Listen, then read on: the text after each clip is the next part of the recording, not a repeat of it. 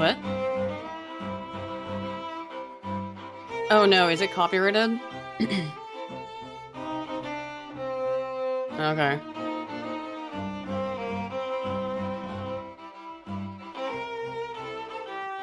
I can't hear it.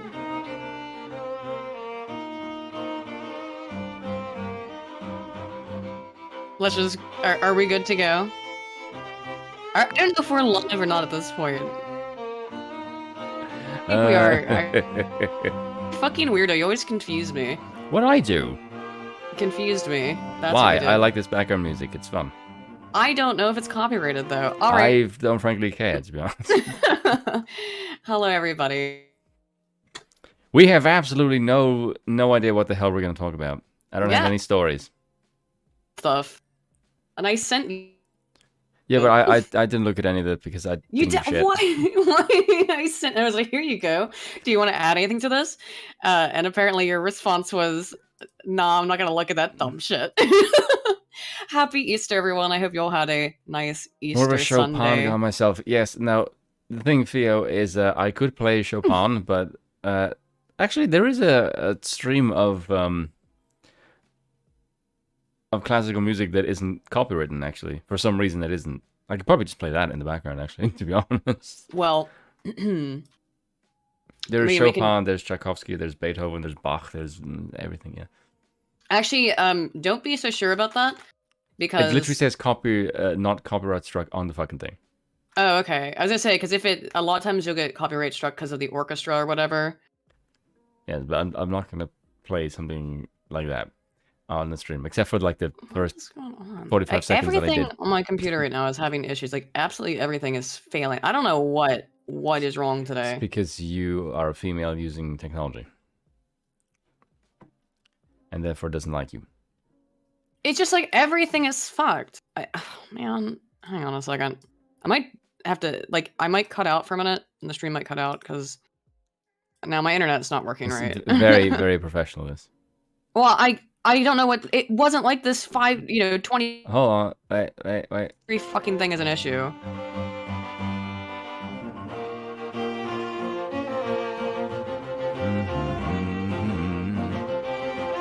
Oh, this is great. Wait.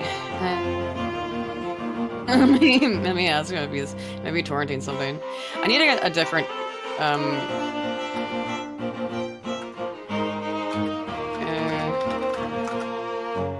because I can't even open websites. I just like doing that because it's funny.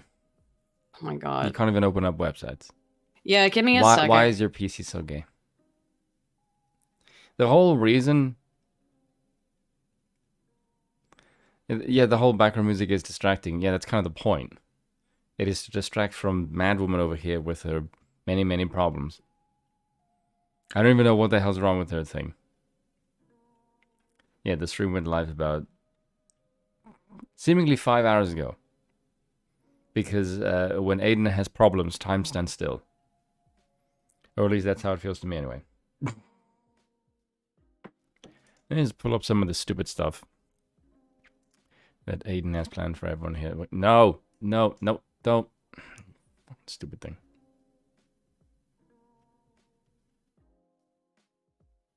Yeah, Aiden's PC is dying. I don't know why. Aiden has a nasty tendency of doing stupid things with her system. Also because Windows Update is really, really gay. And it has this annoying tendency of just saying like, I'm going to work it now, and then decides to crash your entire system. Because Windows updates are gay. I don't know why she just doesn't turn them off, because you can turn them off to stop your system from crashing. Do you have the Welshoid weapon? What's a Welshoid weapon? Is it like a Welsh thing? I'm assuming Welshoid. And now I can't stop saying Welshoid. The word has lost all meaning. I don't know.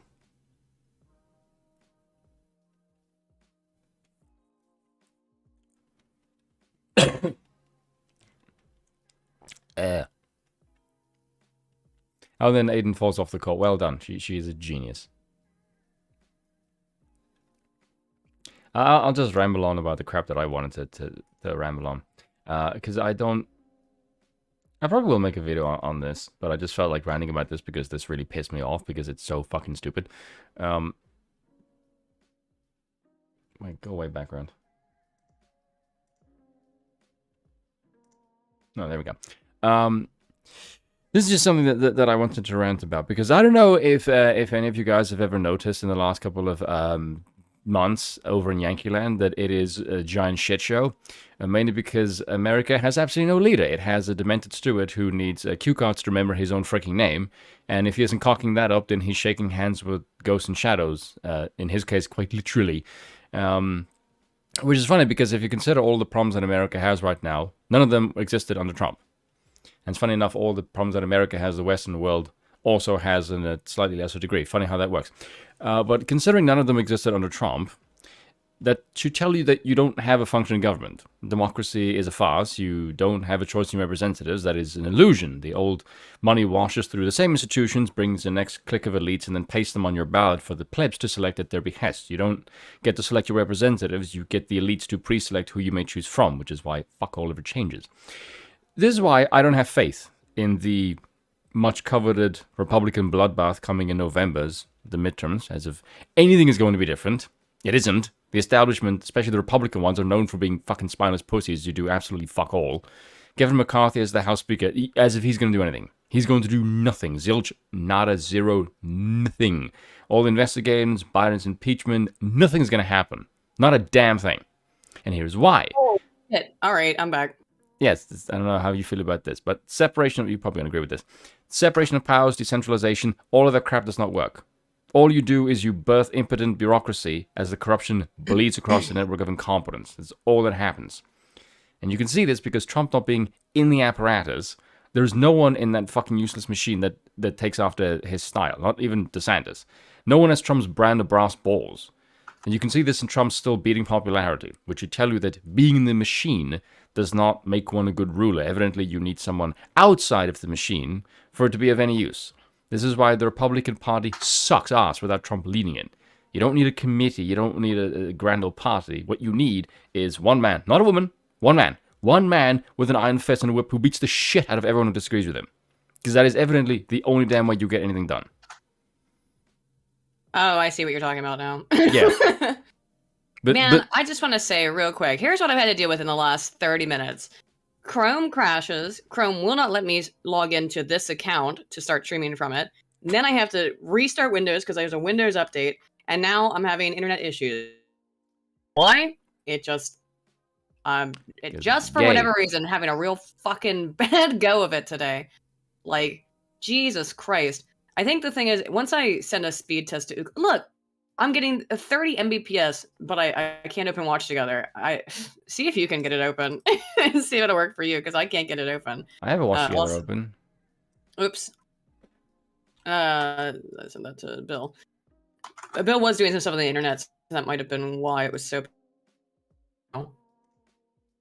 Yeah, I've got 30 Mbps down. I don't know what the hell's going on. Anywho, so I just start with 20 minutes. 20 minutes ago. Oh my god. Yeah. You're 20 minutes late. That's quite the fashionableness. I guess so, right? I don't ever actually have a problem with my system. My system is kept spick and span because I'm a guy.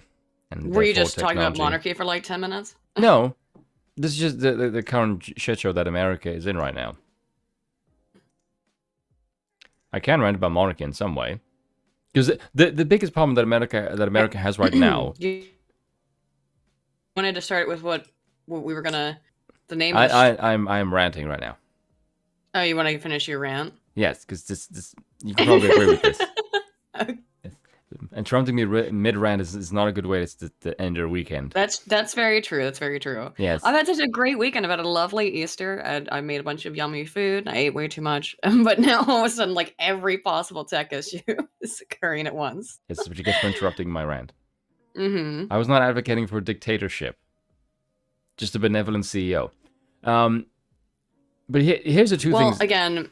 If you're looking at, I think Spoon's taking the Curtis Yarver and Mencius Moldbug model, which is more that, and I don't think under that model you could necessarily, well, again, I think one book would say it doesn't matter. You need to get rid of the fear of the word dictator because it's being used to, as we were. Yeah, he actually earlier. literally says that in this video that he does. He just says, "Get over the fear of the dictator." Well, I think which is quite what he ballsy. means by that, to be clear, what I think he means by that is that the word dictator has been expanded to mean pretty much anything. Of He says a CEO is a dictator. Right, we CEO a dictator, right? That is the kind of position that they have over the. Some of them do, yes. So, dependent on the company, private or publicly traded company, and things like that. So, I think what I could be wrong, and I'd love to talk to Curtis at one point. And he what's going on to smaller podcasts, so that would be absolutely awesome to be able to talk to him. And maybe to elaborate on this point is, I think maybe it's not so much that like dictator good, it's more saying that this dictator has come to be synonymous with any kind of where one singular person has the majority of the power. I'm okay with that. Is my mic cutting out? It's the internet.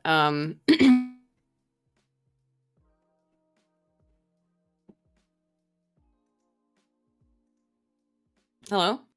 Yeah, we can hear you. Well, I can hear you anyway. Okay. There's just gonna be technical issues tonight. It just appears to be the nature. Yeah. Big thing. I actually think that's OBS, not you. I don't know. No, it's OBS because OBS is flashing colors like orange, yellow, red. Oh, that's on your side then. That's not even mine. Yeah, but that's not. I don't know why the hell. That's OBS. OBS, ever since it's been updated, has been for me. Shit. Holy shit. Ourselves. Eye of the storm of tech. No, it's not lower quality. That's just absurd. Anyway, let's, while we can, could you bring up the watch together and watch this for... Hold on, let me see something here. Oh, no. Oh, I wanted to move into funny things instead of a serious conversation about monarchy, but, I mean, I'm always down for the serious monarchy, to be fair. OBS, you are really, really gay. It sure is, but... Okay, yeah, it's definitely OBS and not my connection, because my connection is 400 and 500 and... Yeah, well, like I said, megs. So it's not. We're just in a serendipitous sinkhole of bullshittery right now. So let's just try to let's run with it. If it becomes untenable, it becomes untenable, and we might have to end the stream because look. All right, cool. So, did you want to get into talk about that, or do you want to talk about Joe Biden's handshake with the ghost? I was gonna rant about something, but you fucked that up. Oh, you were ranting about something. No, then you interrupted me. I'm sorry. It's fucking too late now. Ed, continue. No, it's the moment's over now. Moments passed. Yes. Arthur, I didn't address any of your rants about monarchy in your DMs. No, because I haven't had time to go over it. I was cooking all day, and then Spoon was like, "Hey, you want to stream tonight?" And I was like, "Yeah, sure." And then look at what happened. This is all because I didn't respond to your DMs, Arthur. You're freaking, it's your curse because I didn't respond. Daily. Huh? You're in the watch together. What do you want? Oh, let's watch this. Just have a look at this, folks. This is your... Does this sound right? Oh, I have to turn it up. This, folks. This is your... On the stream so people can see it? You can turn it on. Okay. Leader of the free world, Joe Biden. That guy is not the leader of the free world. Let's just be clear about that. This man is free to do absolutely fucking anything but lead the free world. Just...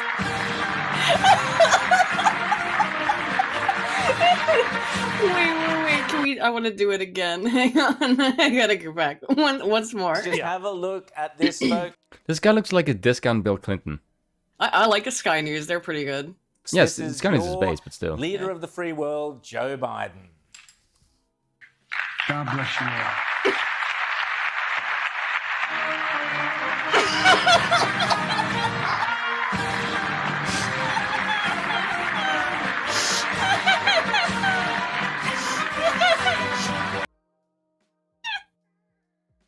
Dude, this is fucking No, I want embarrassing. to look at this guy here on his face. The guy on the left of the screen. He like looks at someone else. He's clapping. Just look at the guy, the black guy on the left. And he like looks at someone else for a second. Like, am I supposed to keep clapping? I guess so.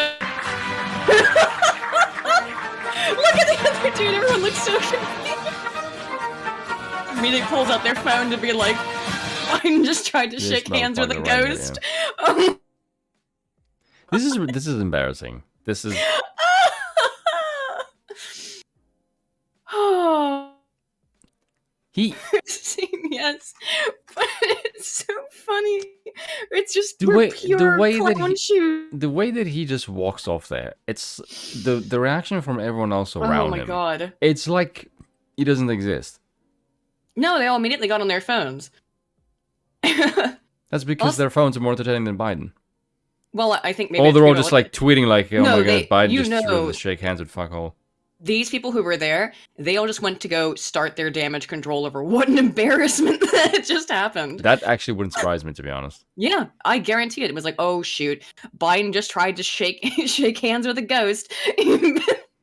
Time to try and run some counter ops on this because he looks insane. And I wait, who said this? Formula in the chat. Infant. Dude, this is elder abuse. I absolutely believe. Yes. Devil's advocate says Arrow trying to do an open-handed point. I also got that impression actually because the way that he pointed his hand, it didn't look like he was trying to shake it. It looks like he was pointing towards someone. Like, look at this! Look at this magic person here. Watch. Maybe, but then he looks okay. So he's got his hand out, like maybe he's doing an open-handed point. Like, watch this. Like he like points and then he looks confused and then just turns. To be fair, around. he always looks like that. I mean, I know he always looks confused, but he looks so much like Walter from Jeff Dunham's Puppets. It's so much like the face, the nose, everything. It's just not. It's not a great.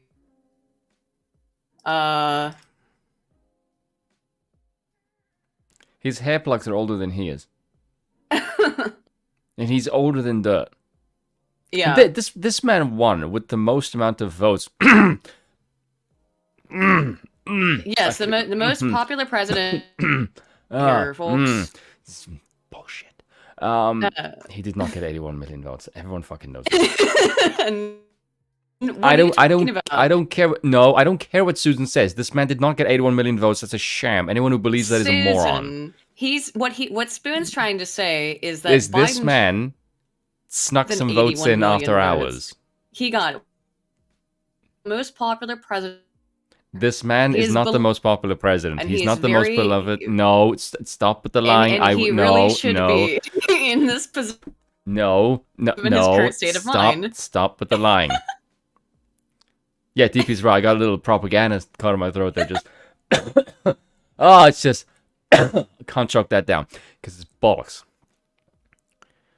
For goodness sake, yeah. Conveniently, like a million votes, all in five key swing states that Trump was ahead, and all at like 3 o'clock in the morning. Yeah, that's totally normal. That's not fortified or broken or rigged at all. Not at all. No. It's very fortified. My next video, hopefully my. I didn't realize this, but last week has been Passover as well, and I think that a lot of the people have just like took the last week off because I haven't been able to get in contact with my sponsor for the video, and a lot of them have said they were out of the office. I got like automated emails. Yeah, it's Susan for times like this. Oh no, I mean it might have dipped, but I try to get in contact. No, I try to. It's fine. Sponsor, and most of them are out of the office, and I think it's because it's Easter and Passover and stuff. So people. Ukraine, my 2-hour-long Ukraine video will be out tomorrow. He was shaking hands with some people that voted for him. But yes, with the dead. But I did also start working on my next video, and I'm already about 9,000 words in, so I only really have maybe 3,000 more words to write, and that's about to do about an hour-long video, yeah. And that one's going to be on corrections. in news, and do they work? Do they mean anything in relation to the Ukraine stuff and fog of war kind of topics of how do people feel about information as it changes very quickly? How does that affect how people longitudinally feel about things? And one of the things that I came across when I was putting together, which is, and you may have seen this as well, Spoon, is that some would not have voted for Joe Biden if they had even known, which now we're allowed to talk about, because remember the gray lady, New York Times says Hunter Biden scandal, laptop scandal was real. Weren't allowed to talk about that even 6 months ago, but now we can talk about it because the New York Times said we're allowed to talk about it. Hang on. New York Times is gay.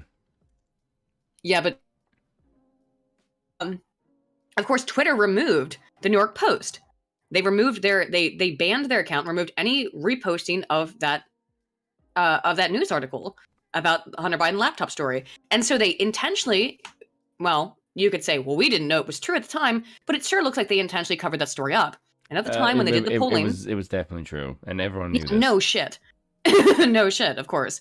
Fix my mic. If there's any issues, it's with the internet or with OBS. I think it's with OBS at this point. I can't do anything about it. I'm starting to think it's not OBS. It's you. Can't be me.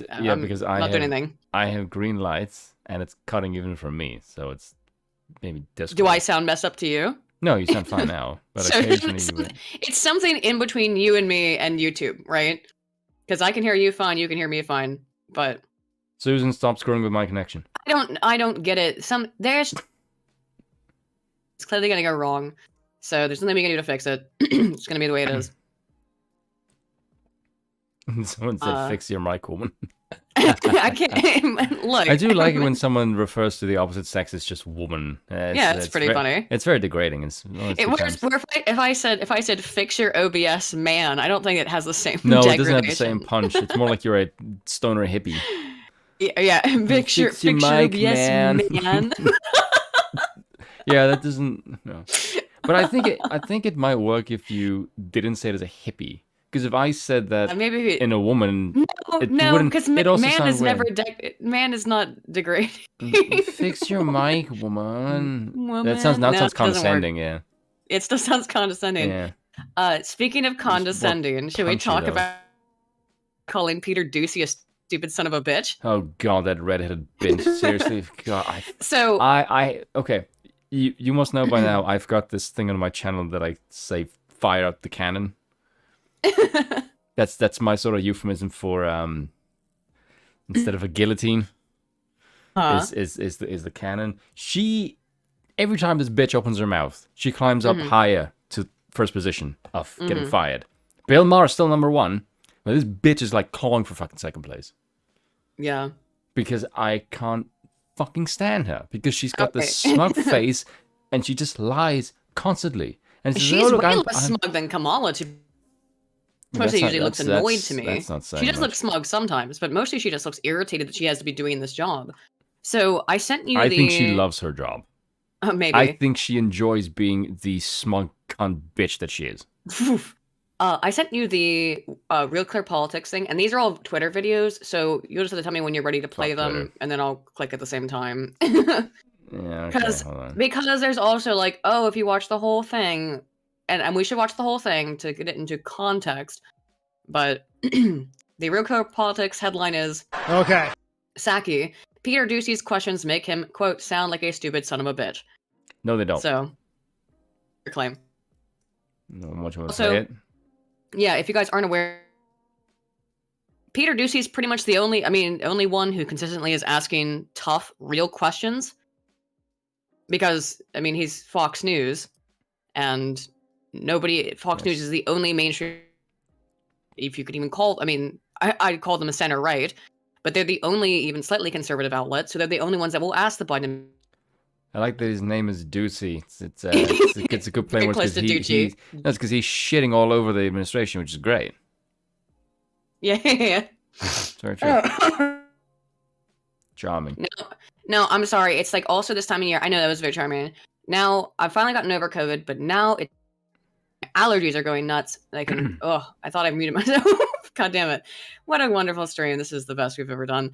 Would you mind playing this Twitter video, the first one from Excelsior Forever? Yeah, I have it up here. So give me a All second. right, go. And I'll play it. Okay.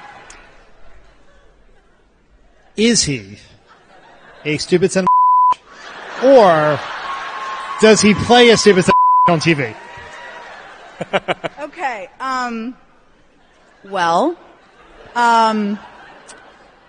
he works for a network Okay. that provides people with questions that nothing personal to any individual, including Peter Doocy, but might make anyone sound like a stupid son of a. Okay, Okay. Explain to me how any of his questions make him sound like a super Because son of a bitch. Because he asked them. That's why. Because he asked them serious, real questions, Like, bitch, and what they want are softballs. So you sound like a stupid bitch because you're not following the narrative. You're not following the leader. You're not doing what you're not asking the questions we told you to ask. So you sound like a stupid son of a bitch. Not because to answer those questions, as he has consistently stumped Psaki. Because here's the thing: if you ever take a look at which questions go viral, Yeah. it is pretty much only his. Virtually no one else. Like, there's maybe one or two, but like over 90% of any questions that go viral about how to make Psaki look like a fucking moron, it's because of Doocy. He is the only guy holding that entire newsroom and this administration to any kind of account. There's were like memes of him saying, like, at the end of the next 4 years, he's going to be jacked because he's holding up the entire fucking newsroom. I mean, Spoon, have you actually just sat through any of the press conferences? Imagine you have sat through. If I want to kill myself, that's not the way I want to go out. Well, okay, but that's my point, is that if you just sit and listen through a full freaking press conference, it is all just softball after softball after softball, pointless. I love them yelling at my TV. Yeah, because the only answer they want is just they want Psaki to come out and say, like, we're doing, like, well, we may be struggling right now, but it's only temporary and we'll be doing much better soon. And they go, oh, yes, so you mean it's all going to improve. Thank you. We'll print that. And that's what they do. Yeah, that's And then Doocy rubbish. comes out and asks serious questions that she should. And it's been going on for over a year. Yes. And you still can't figure out that you have to actually answer these questions. You can't, look, environment you're used to, your sort of safe space that you're trying to turn Twitter into, and why you are so incredibly upset about the Elon Musk doing anything to it, even if it was just to kind of cut back a little bit on your censorship. You have lived in such a safe space. You have no freaking clue how to deal with your ideas being challenged in the most minuscule of ways. Yeah, that too. I don't know if Elon is able gonna get something. No. I imagine he has an ace up his sleeve because he is way smarter than anyone he deals with. That much is true. He's intimated as much, but we'll get into that. I have parts about it later if we have time. I don't know what he's going to do. If he can get me on Twitter again, I will troll the Rainbow Coalition with merciless force. Oh my god, I am going to say horribly mean things. And by mean things, I mean I'm just going to say factual statements. Because that's all you need to do to trigger these fucking people. It's just need to say the God's honest truth, which is that men and women are different, and that you cannot change your gender no matter how much drugs you snort, swallow, or insert rectally. That is just not a possibility, and the rest of it is in your own fucking head. And that's haram. You're not allowed to say that anymore. Yeah, I'm gonna fucking say that. I don't give a shit. And anyone who says, "Oh, I feel like a boy," bitch, you don't even know what a girl feels like. So if you don't know what the hell the one feels like, how the hell do you know what the opposite feels like? What you just said is nonsense. Yeah. You're an idiot. It's rubbish. Someone beat these people with a mallet. Speaking of rubbish, though, Psaki's response to this was, shows, I also Peter's grace last night and made very clear I was not being critical of him or any reporter at Fox. You were very critical. Yeah, you were, bitch. You weren't. She wasn't. To be fair, she was not specifically critical of Doocy. She said that from what was it? The exact quote of a She says it provides source people that would with make questions. anyone sound like a stupid son of a bitch. I've never looked at Doocy during any of his questions and thought of him as stupid. Not once. Well, again, she deflected blame off of Doocy and said it was because he works for a network where any questions they would provide would make anyone asking them look like a stupid son of a bitch. I've never thought that of any of Doocy's questions either. So whoever supplies him with the questions is doing a great job, because he's the only one that looks remotely sane in that entire fucking newsroom. Basically, That's not how they want things to work. That's the thing, though. It's very clear, and when you see the consistent attacks on conservatives and how if there's anything conservative anywhere, it need be expunged because it's a threat. Democracy would require that you have a choice in who to vote for. The Democrats only want a one-party state, right? They want communism. Many of them do. And either way, they want a one-party state because they conservative ideas as an existential threat to their ideas. And that's because it is. Is because argue with the actions and their beliefs, they fall apart under very slight scrutiny. Yes, because the progressive worldview is paper thin. Speech. Mm-hmm. The progressive worldview is a fucking paper tiger. It is really easy to beat a progressive. Like, it's not hard. Which makes it all the more terrifying. Like, how in the hell did this ideology get any traction? Because it is so fucking easy to beat. Like, it is unbelievably easy to beat a progressive in literally anything. The supposed party of science doesn't believe in science when it doesn't suit their narratives on certain things. Like, Leah Thomas or the stuff involving I will say the teaching children about sex. The amount of says that's in the news right now.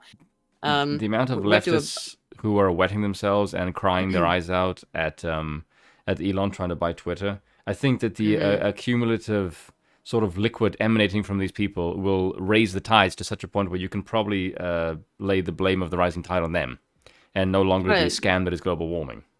Spud Gun, there's nothing I can do. It's something in between Spoon and myself and YouTube. So, roboting. Sorry. Just you were catcalled. Oh, I did see that. Yes, attention please. I would like to inform everyone that Aiden is fine and invited to my home anytime. This includes my e-catcall. This concludes my e-catcalling. That's a very, very mannerly catcalling, I will say that. Thank you. That is extremely polite. It was polite. It's borderline Victorian era kind of catcalling. Yeah. I do invite you to my dwelling at any time. Speaking of polite, so here's the rest of Psaki's statement. At Fox, and instead was critical of the slant of some Fox topics. No, you were pretty clear it was all Fox. Yeah. His job, I'm doing mine. You attacked the entire network. Attack that. On that one, Jen. But you are roboting like fucking crazy. I am? Yeah. Now I can't even hear you at all. Oh my god. Now I can.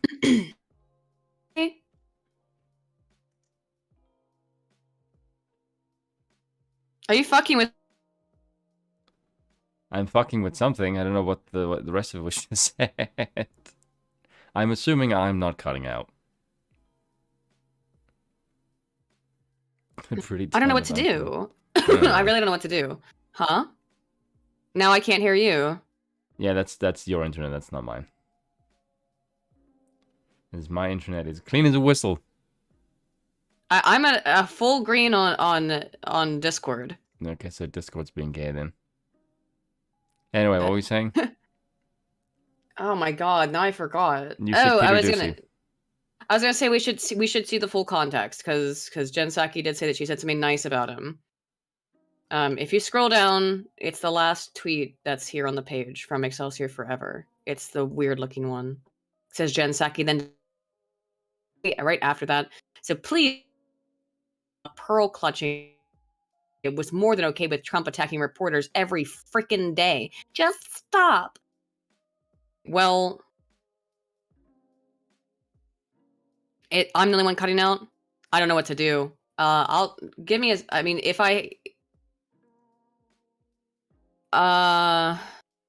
one here, Jen Psaki then defended Peter Doocy right after that. So please save you the go ahead and pearl clutching. Hey Spoon, go ahead and play this video. Hang on. Which one? I'm gonna cut out for a minute because I'm gonna try to. Alright, what? But can I tell the very last video here? That's the full context. Okay. Full context. Try that while I try to fix my internet. Give me a second. Hold on.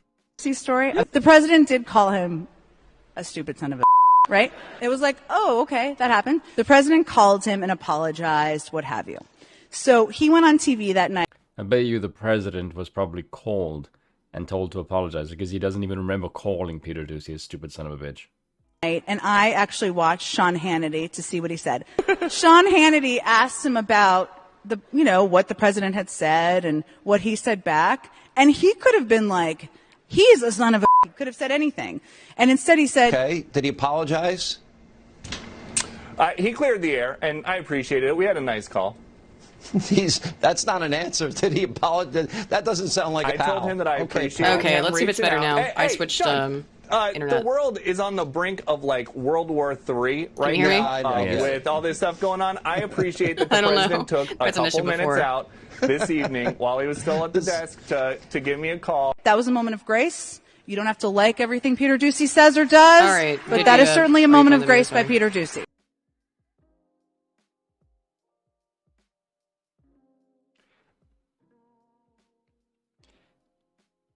I have mixed feelings about this clip. Yeah, what do you think? I watched it earlier, so. The reason I have mixed feelings is because I want to punch her. Because your boss insults him, and the first thing you can say is, oh, look, there's a moment of grace. You should maybe say your boss is an asshole.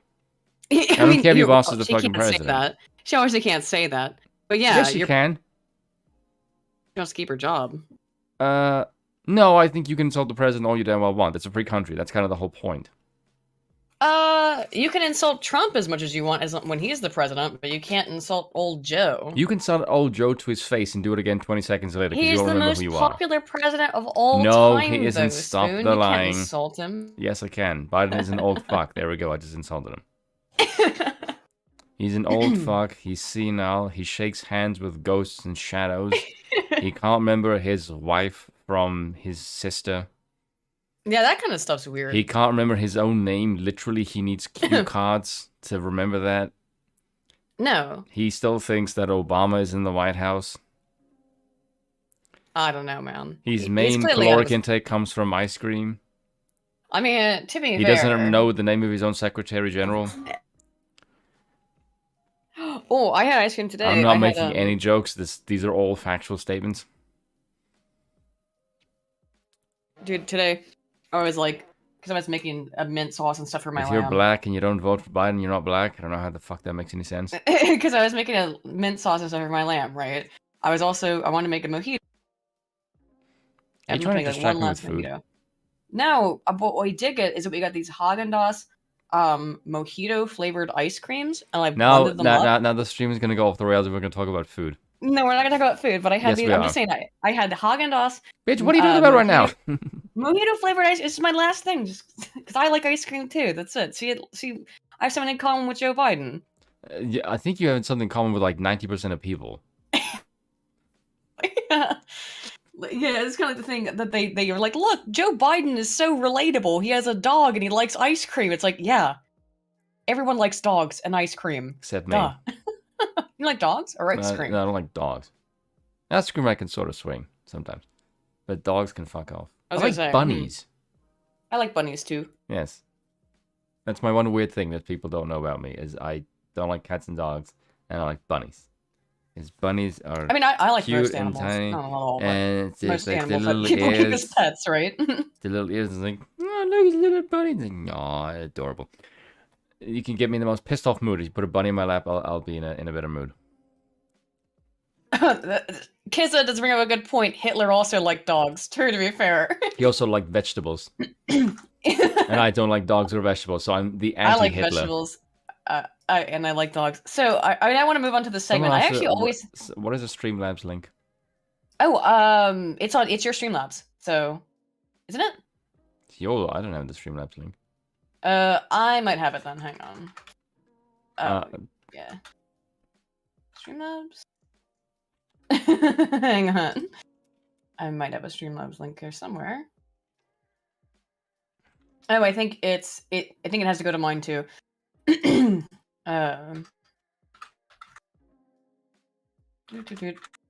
Anyway, what I was gonna do is I do have actually all the segments Not even labeled. potatoes. Yeah, you can just do mine if you would like to.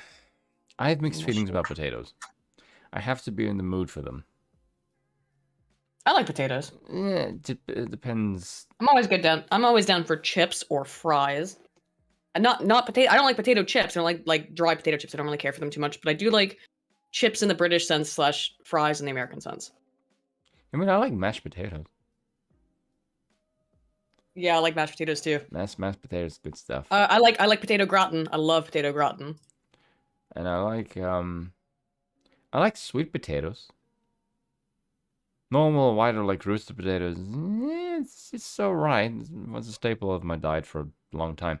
I used to eat for breakfast. This was my breakfast a while ago.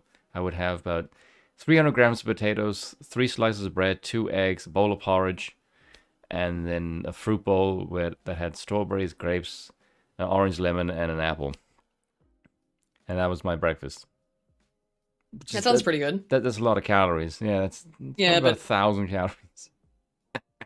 Like I mean, it is a 800 lot. to But 1,000. Yeah, and then people said, "How the hell do you eat that and then look the way you do?" It's because I have the metabolism of a Norse god. That is oh why. my god. Yes. And also, I could eat like beef and mozzarella and full cream curry every day. It's just know how much of it to eat. I mean, we had a calorie heavy but very low. Well, because Bill's doing keto again. I'm not, only because it's really anymore. I eat what I can eat. Yes.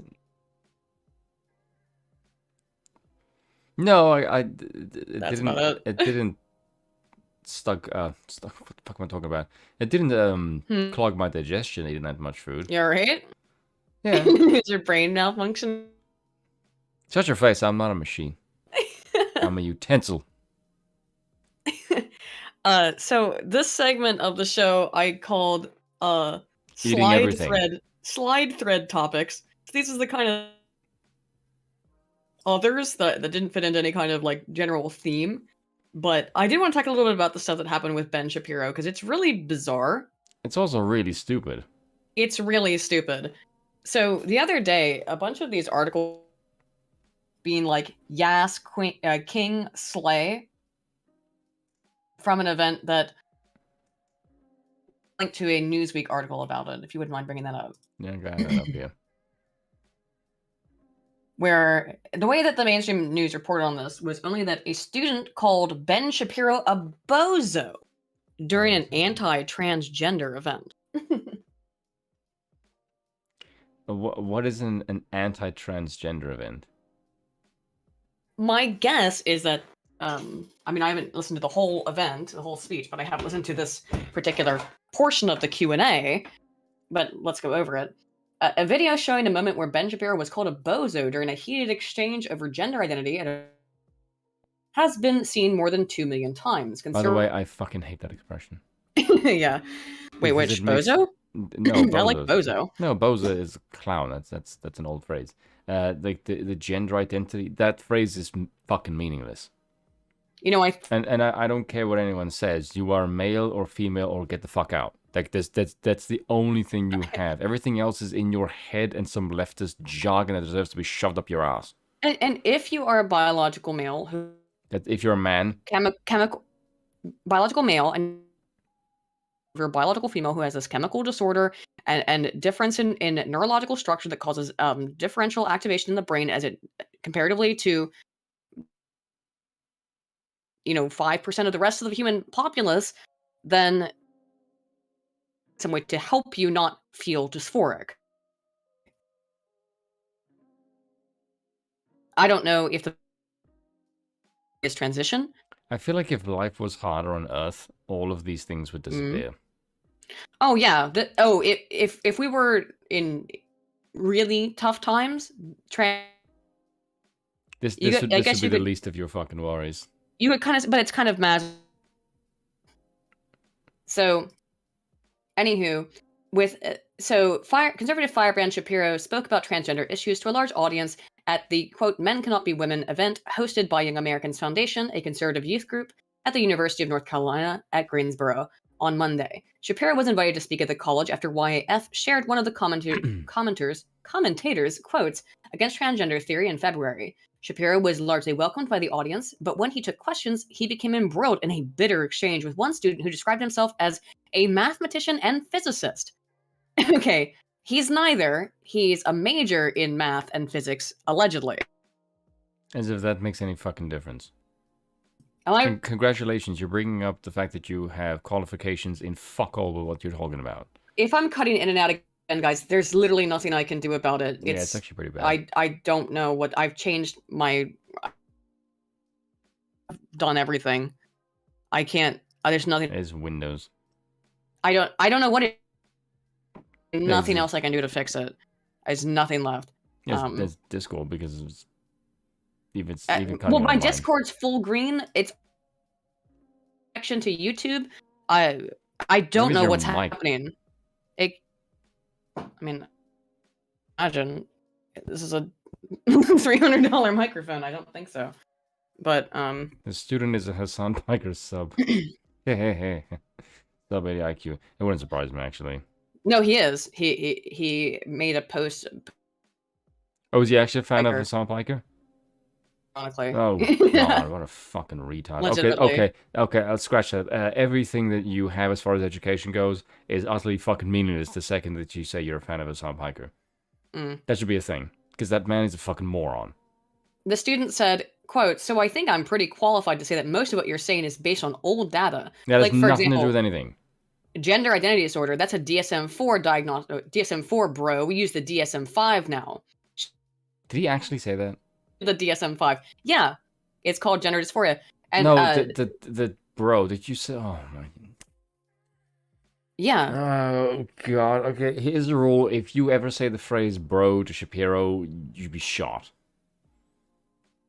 Because that's just so fucking dorky.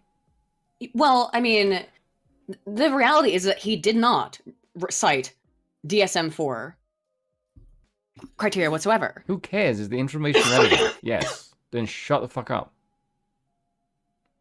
He didn't cite DSM-4 criteria. He cited the DSM-5. Dysphoria, not gender identity disorder, which gender identity disorder is what it was called in the DSM-4, and in the DSM-V, it's called gender dysphoria. Now, that's the word that Shapiro used. Guys, I'm using the same setup I use every single time. I do not know what's wrong. There's nothing I can do to fix it. There's nothing I can do. It's outside. It's YouTube. There's nothing else that it can be. It's not my connection. My connection's I don't know what it's Discord or it's YouTube, and I don't it's not me. I don't think it's Spoon. It's either Discord or YouTube, and it's not anything that either one of us can fix at that point. And I'm sorry. It really sucks. I really wish it wasn't so shitty. But unfortunately, there's nothing I can do about it. I'm sorry. Can I just say that the second this guy insulted Shapiro's family and his wife, I instantly had a joke in my head. Because I just thought, I think, because I wanted Ben Shapiro to say, and do you have any kids? I thought, oh, Ben, he's black. He probably has a few, and none of them know who he is. That's what I wanted to say. No pants, baby. I've literally already restarted my PC. I have done everything. I'm not using a VPN. I could change mics, but it wouldn't. I don't think changing from my $300 mic to my $80 Snowball is going to fix it. You know what I mean? I don't think that's going to fix it. Anyway. Carol responded, he literally cited the DSM-V. It's called gender dysphoria. According to the American Psychiatric Association, the DSM-V helps clinicians and researchers define and classify mental disorders in order to inform diagnoses and treatment. Plus, your clip is taken out of context plus ratio. So we'll get into the student then commented, quote, "You sound like a bozo, bro," adding other personal attacks. We're going to play the full clip, Newsweek, because it's not just other personal attacks. Shapiro responded, we'll watch the clip from here. So basically, the way that the mainstream media has been covering this is... Yeah, I'll post it in the watch together in just a second. Media has been covering this is teen college kid, brilliant mathematician, physicist, and if you got looks like, I'm just saying, mathematics and physics major. Has nothing to do with biology. But he kind of doesn't look like it. It almost doesn't have anything to do with biology, but let's watch the clip. Hello, my name is Quentin. His name is Quentin. Oh, you homosexual. What do you mean by that? He does have a little. I mean, he sounds gay. That's what he's I'm a little lispy. Are you ready? You got it up? Yeah, of course. Okay, cool. Hello, my name is Quentin Merritt. I'm a mathematician and a physicist here, a double major. You're not a mathematician. I also just want. And you scream, smug fucking No. bastard. Hang on. Please stop. You're mathematics and physics, and it doesn't mean anything. Okay. Yeah. I don't mean to be rude. I have several undergraduate degrees. Nothing. Nothing wrong with getting an undergraduate degree.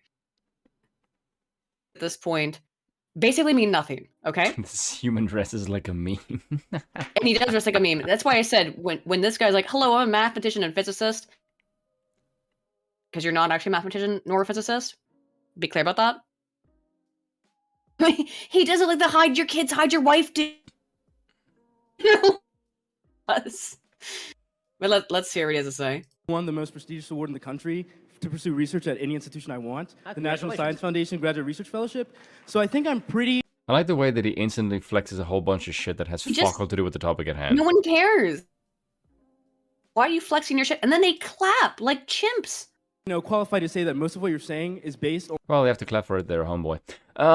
Like old data. But my question to you, and so I want you all to realize that. Last month, but sure. There are so many racist jokes coming to mind. Like, there's so many of them. What? It's my nationality to make them. They're always funny. Because they're horribly rude. For example, gender identity disorder, that's the DSM-4, bro. We use the DSM-5 now. Oh my god, someone just throws shit at this motherfucker. I cannot talk. Stand how... The smugness? The smugness over something he doesn't understand. Yes. Over shit. And thinks just because he has degrees in something, it makes him smart. And I hate that. I hate like, oh look, I have a degree in one thing. Yes, you're specialized in one thing. What you are talking about has fuck all to do with that thing that you're specialized in, you fucking monkey boy. Well, yeah, good point. Also, it has nothing to do with his specialization. Yes. Now, maybe if his mathematics specialization was in statistics, maybe. But I can cite a statistics. Either way, there's a 99% chance you're a fucking idiot. Now for psychologists to be able to talk. I literally cited the DSM-5 in the speech, and it's called gender dysphoria, which is a term that I use throughout the speech, not gender identity disorder. You sound like a bozo, bro. Dude, I literally, he cuts him off, but he did gay. Literally, and by that I mean not figuratively. He's using the word literally correct here. He cited the DSMV. He can't even let Ben speak. This guy is raised on Twitch debate bros, as we know, because he's a fan of Hassan Piker. He can't let him freaking talk, so he just mocks him. Yeah, it's because he's an idiot. And you get no pussy, and you can't even make your wife wet, bro. So what's good? What the hell does that have to do with anything?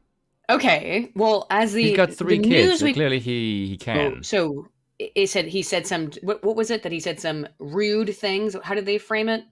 That he said, adding other personal from the audience. I feel like you are not allowed to talk about any things of a sexual nature when you can't even define what fucking men and women are. I feel like that should be a thing. But also, that's more than just a personal attack. So he did. Wait, what did he say again? Hang on, about his wife. Hang on.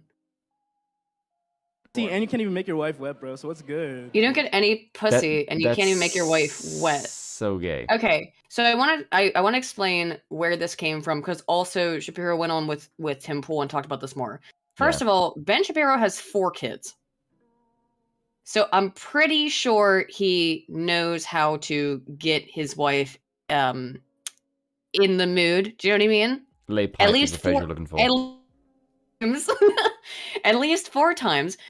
Secondly, that you don't know how to get your wife wet, bro. That is a meme because unironically, this community of people has taken the hilarious hero reading the lyrics to WAP and him criticizing how grotesque they were as meaning he doesn't understand the female anatomy. But as a femoid myself, I would like to also criticize the lyrics to WAP, as in, I don't know what's going on with your situation, Cardi B, but if you need a bucket and a mop, I think you have a problem. Okay? Do you know what I mean? Not only she's just not white, she doesn't have any class. Although I do want to watch that after this, because I just because we're talking about Shapiro. We have to do it real quick. I like the way that the entire audience is groaning because that was really pathetic. Yeah, it was completely pathetic. Oh god, you yeah, that. But yeah, God, I want to call him that so fucking badly. You basically called him an in for kids. Yes, the guy that's married with 4 kids, he's an incel. Like, god damn it! Like, way to make your race look like the reputation. Well, how about way to make your politics just look ignorant as fuck? Not only did he, what the hell did you expect?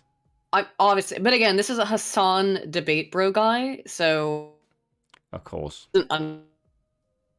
And evidently, he doesn't know his own father. He watches Hassan. Oh fuck, dude. I don't think anything else happens here. He just kind of gets the students boo him off. Let me just say, Ben does respond here. The nice thing about having several small children is I don't feel the necessity to have my masculinity. Let him freaking respond, dingus. Using a Western colonial idea of the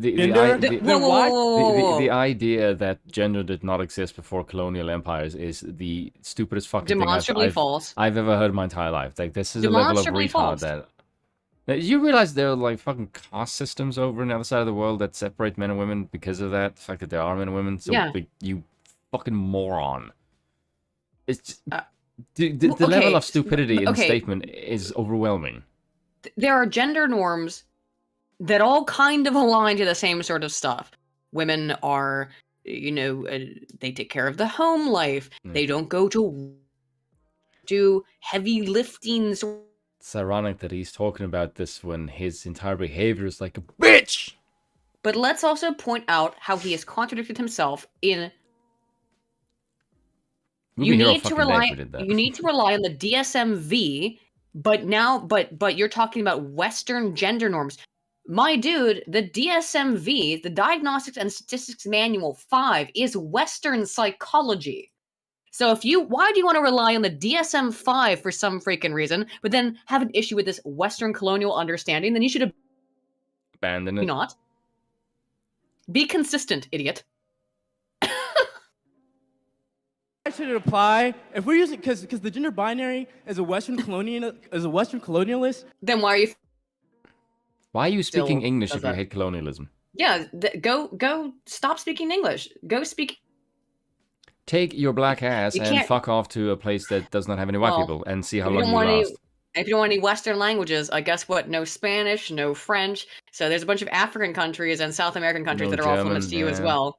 Basically, African and South American countries, not good for you either, my dude. Go live in a place that is devoid of any Western culture and see how long you survive. You'd end up eating dirt living in a mud hut, which is usually where your people belong. He wouldn't. He would just cry and scream and beg to go home immediately. That's what would happen. No, he'd be in home. He'd be in home. He'd be surrounded by people who look like him.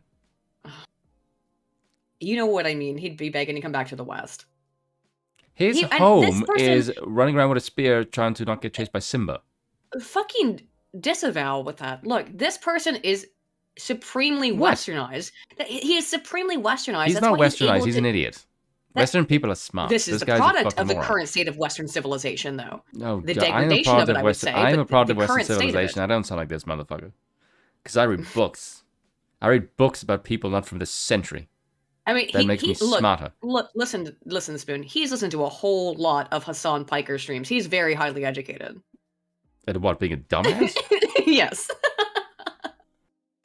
Dude, bro, like Hassan Piker also comes from the Ethan Klein school of thought, which is like, dude, you don't have to think about it. You don't have to think about it. Just let other people tell you what to do. You don't have to think about it. I go with Simba framework because of Simba is a gender. master You're in right. South Africa. Men and women don't exist in any other culture. No. In any. No. You're Think right. about Native American. Nailed it. Third gender people. I'm not saying that. Third gender people exist in Whoa. There's okay. no such thing as third gender people. I don't know what. No. the hell He's referring to free spirit or something like that. It's a Native American kind of tradition, I suppose, where in some how reductive as well. The to free spirit is pretend as if- when you sacrifice them and then their spirit turns to ash and flies in the sky. Yes. The third specific gender is a aspect. corpse. That's what I said. We're talking about a very specific aspect of some Native American tribes. So first of all, he's being reductive by as if it is a monolith when Native American tribes in North and South America have nothing to do with each other. North American tribes, or no, two spirit. I'm sorry, that's it, not three spirit. The two spirits. Thank you, killing us slowly. But that only relevant to some tribes. And occasion. I know people have Native said American that societies. Mufasa is twice the king that Simba is. Yes, but this motherfucker has no chance of taking Mufasa. Mufasa will kick his ass. Very true, very true. Simba might have a fighting chance. Simba would still probably kick his ass, but Mufasa, no. Mufasa will fuck him up. Western African societies, like Southern Native American societies, like Mexico. So in other places that are Motherfucker, I don't think you want to you- go down in you Mexico and have- fuck with the Raza and say that you- you're two spirit gender flux, gender fucked around the Mexican gangbangers, my dude. I don't think that they'd appreciate that very much. That still shot that you have right now, that explains his entire Mhm. position quite well. He looks like someone chasing Mufasa in that fucking picture, actually. Yeah, perfect. Good screen cap. dominated, And they like are the United States or incorrect. Europe. And so you're I'm saying saying white, they're biologically so non-white incorrect. people. I'm a mathematician and a physicist. You cannot tell. No, you're not. You're a major, No, you're not. and you're an a undergraduate dork. major. Just oh my god, this is okay. So in There is one thing I do like about this clip, though. That's what I hate about it. It is a white man owning a minority. That's always good fun. I hate it, and I'll tell you what. Why do you hate that? That's you should have some pride. No, in no, your- I don't hate that. I don't hate that. I can't get over what he said. I'm stuck on what he said, which is that what.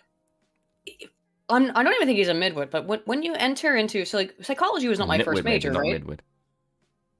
Psychology was not my first major. Was organizational communication / just general communication study. I have a bunch of reasons for doing it, but I was fascinated by human communication because I didn't get it personally. I didn't understand talked and how it worked, and I knew how to talk, obviously. It worked. Shapiro and is communicating white, ideas. people. What? So you're saying Shapiro isn't the white. Shapiro is white as fuck. I mean, he's Jewish, but He's Jewish, but the motherfucker's white as but shit. he Happy Easter, Christ is King. Back to you too. As but my what I was gonna say though is that when I started my psychology Shapiro is degree, a which white boy. when I started my psychology degree, which I think when I was either a sophomore or I think it was a sophomore. So I went to undergrad for 5 years. So it was whatever. Because I was at that point I was finishing 2 majors and 2 minors. Point is, very early on when you start studying psychology, and of course this is reaffirmed when we learn far more about this in grad and doc school, is that there's something called this is not just in psych, it's also in medicine. It's called the first year med student effect, and we would call the freshman psych student effect. And that's what this guy has. There's this thing that happens where when people start studying medicine, right, they are reading all these textbooks and they go, oh, I must have that disorder because I have these symptoms. I have fatigue. I occasionally have headache, brain tumor, right? So do I. And in psychology, the same thing happens where it's like, oh, I'm sometimes irritable. I'm sometimes, I don't know, So am I. shy. Especially when I'm reading news. Right? But the thing is, they'll take these symptoms that they're reading in a book, or they're reading about, or they're learning about in their lectures, and they'll go, oh, I must have this disease. This guy is doing the same thing, but in a way of very basic undergraduate level texts, and thinks himself a genius. That's midwitism. But in his case, being a student, it's he's probably a freshman, by the way. He looks fairly young to me. He's dressed like one. He doesn't look professional. I think he's probably a freshman. So him saying I'm a mathematician and a physicist or whatever it was. No, you're not. You're probably a freshman, maybe a sophomore. I'm guessing. Sounds like the product of affirmative action. You don't know. You think you know way more than you do. Now, do you know where the term or what the word sophomore traditionally meant, right? No, that's an American phrase. No, it's not. It's a Greek phrase, but no, it's popularized in America. What sophomore means is someone who thinks they know more than they do. And a sophomore is a second year in university, right? This guy is the epitome of sophomoric in the most traditional sense. So I have a question. And also, you're not a biologist. So I have a question. Neither are you. As a mathematician and a physicist, what in the hell do you know about human biology? And you got your law degree from Harvard. What do you know about biology? What do you know? And frankly, what do you know, dipshit?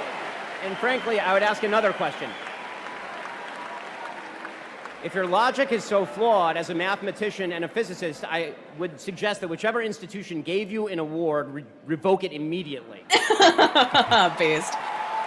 The reality is, at the school who has not, he was given an award, I think, probably as part of just going to, yes, Ramo Greywolf, sophomore is the same root word as sophist. So, yeah, just, this guy's a complete idiot, and once you realize that he's a Hassan Piker fan, it all starts clicking and makes sense, doesn't it? Yeah. He's doing an internet debate bro thing, but he's in public and has embarrassed him. I love what this says. It says that in many tribes, two-spirited people were not considered male or female and referred to as a third gender. The surviving Native American culture have diverse attitudes to sex and gender, and not all people from these communities perceive it the same way. Yeah, and do you know what happened to the Native American culture? They got kicked the shit out of by the Europeans. You were a conquered people, and you fell by the sword of the Europeans, so eat a dick. You were a conquered tribe. I don't think that's... You were beaten by a superior foe. Okay, I don't think that's fair. Hang on. I really that Give me is 1 true. second. I'm here. No, that is true. That is some BS. I hate when the people just say, oh, look, we should pay attention to these native tribes. Why? They lost. I don't know what. There seems to be just a close period of history where if you can trace the lineage to some racial aspect, then the race is the only fucking thing that matters. Like, no, they were brought over. No, not brought over, sorry. They came over from Europe that had better ideas and better weaponry and more advanced technology and also smallpox and killed them in the thousands. And then, oh, where did they all go to? Oh, it's because the Europeans wiped them off the face of the fucking earth. And that's life. Boo-hoo. So many tribes in history you can do that with. Like before the Europeans arrived, the several tribes in North America lands were kicking the shit out of each other for fucking hundreds of years.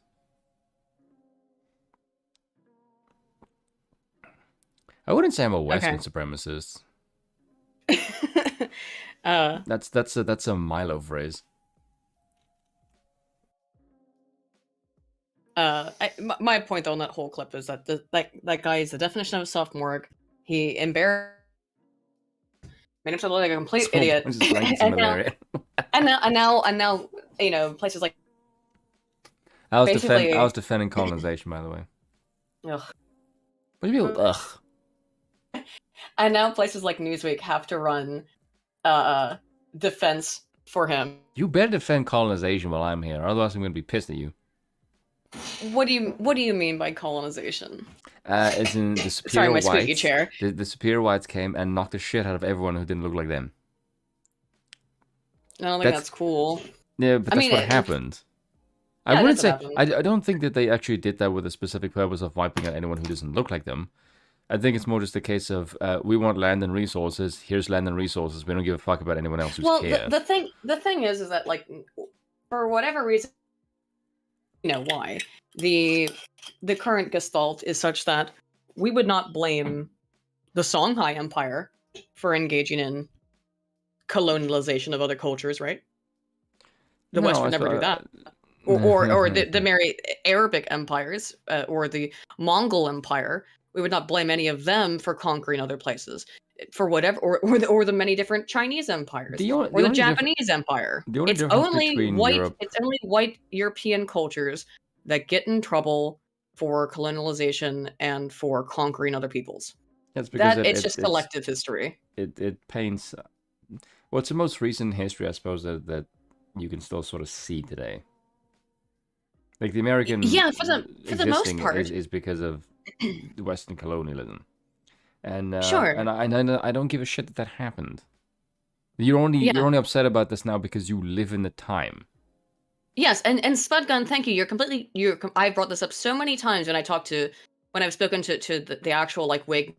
Europe is a kind of perpetual war. Well, yeah, because I've talked to people who are legitimate, like, white supremacist kind of types. And I don't mean people who are like white positive or anything like that. There's not any problem with that, obviously. But people who are actually like whites are the superior race and stuff like that in every way. And Europe, we need to like Europe should take over everything. Well, guess what? Europe has spent its entire history fighting amongst each other. Do you know what I mean? Yeah, they were kicking the shit. Like the World War II was so many white on white violence. Right. Well, why don't that was the Great Brother War, if you want to call it that. I do find it really funny that all the people who just say, it's like with the Americans when they refer to white people as just white people. I'm like, do you realize white people were kicking the shit out of each other in the first half of the last century in 2 world wars? White people have been kicking the shit out of each other for thousands of years. Yeah, so the idea of white unity is literally only in your shitty ideological head. In reality, it doesn't fucking pan out at all. No, I don't. I think, and you can even find it, and you can even find it in America, right? So America's supposed to be the great melting pot, but what do Americans do? White Americans, they hate each other by region. Yes, by region, but white Americans will also be like, they will go, and I know this as a white American, be like, all of us, but a lot of us are really like, oh, I'm Irish, oh, I'm Italian, oh, I'm German. But it's I know that I understand why Europeans hate that, but to Americans, it's still important to their sense of personal identity. It's like, yes, I'm American maybe first, but I also have this heritage. But they know nothing about it. Not always, okay? Because, like, I want to say to those people, because I know I've seen people say, well, look, they're like Italian Americans. And I want to say to them, were you born in Italy? No. You been in Italy? No. Do you speak Italian? No. Motherfucker, you are Italian nothing. But nothing about you is Italian. Absolutely nothing. A lot of times those people grow up in families where their parents or their grandparents speak Italian. I don't care. You were born and raised in America. You know shit about Europe. You would not know Italy if you were drunk and washed up on the shore. I know, but they grew up in a slightly different culture than people whose families maybe are German ancestry. Motherfucker, they speak English. Yes, they speak English, but like, growing up, if your grandparents and parents speak a different language, the closest thing about you that it is Italian is your food choice. That's it. I think it's more than food choice. I do think that there's. I find you have connections to the mob. Whether or not, it doesn't actually matter. It doesn't actually matter whether or not you agree if it's legitimate or not. That's how Americans see themselves. That's how white Americans see themselves. Again, it doesn't matter if you agree with it or not. White Americans divide themselves. I can call myself African because I was fucking born and raised there. That's true. Spoon is an African, so. It just strikes me as weird though, because the fact that here's the thing, right? The phrase African American, to me, that is a PC way of slightly digging at black people saying you come from slavery. I actually think that because white Americans don't call themselves European Americans; they're just called Americans. I don't think, in my graduate program, I worked with a girl from Nigeria, right? She was in my doctoral program. Oh, she's the base one. She was pretty cool. She was very cool, and she was very realistic. But I think that like. She's the one who called other blacks lazy.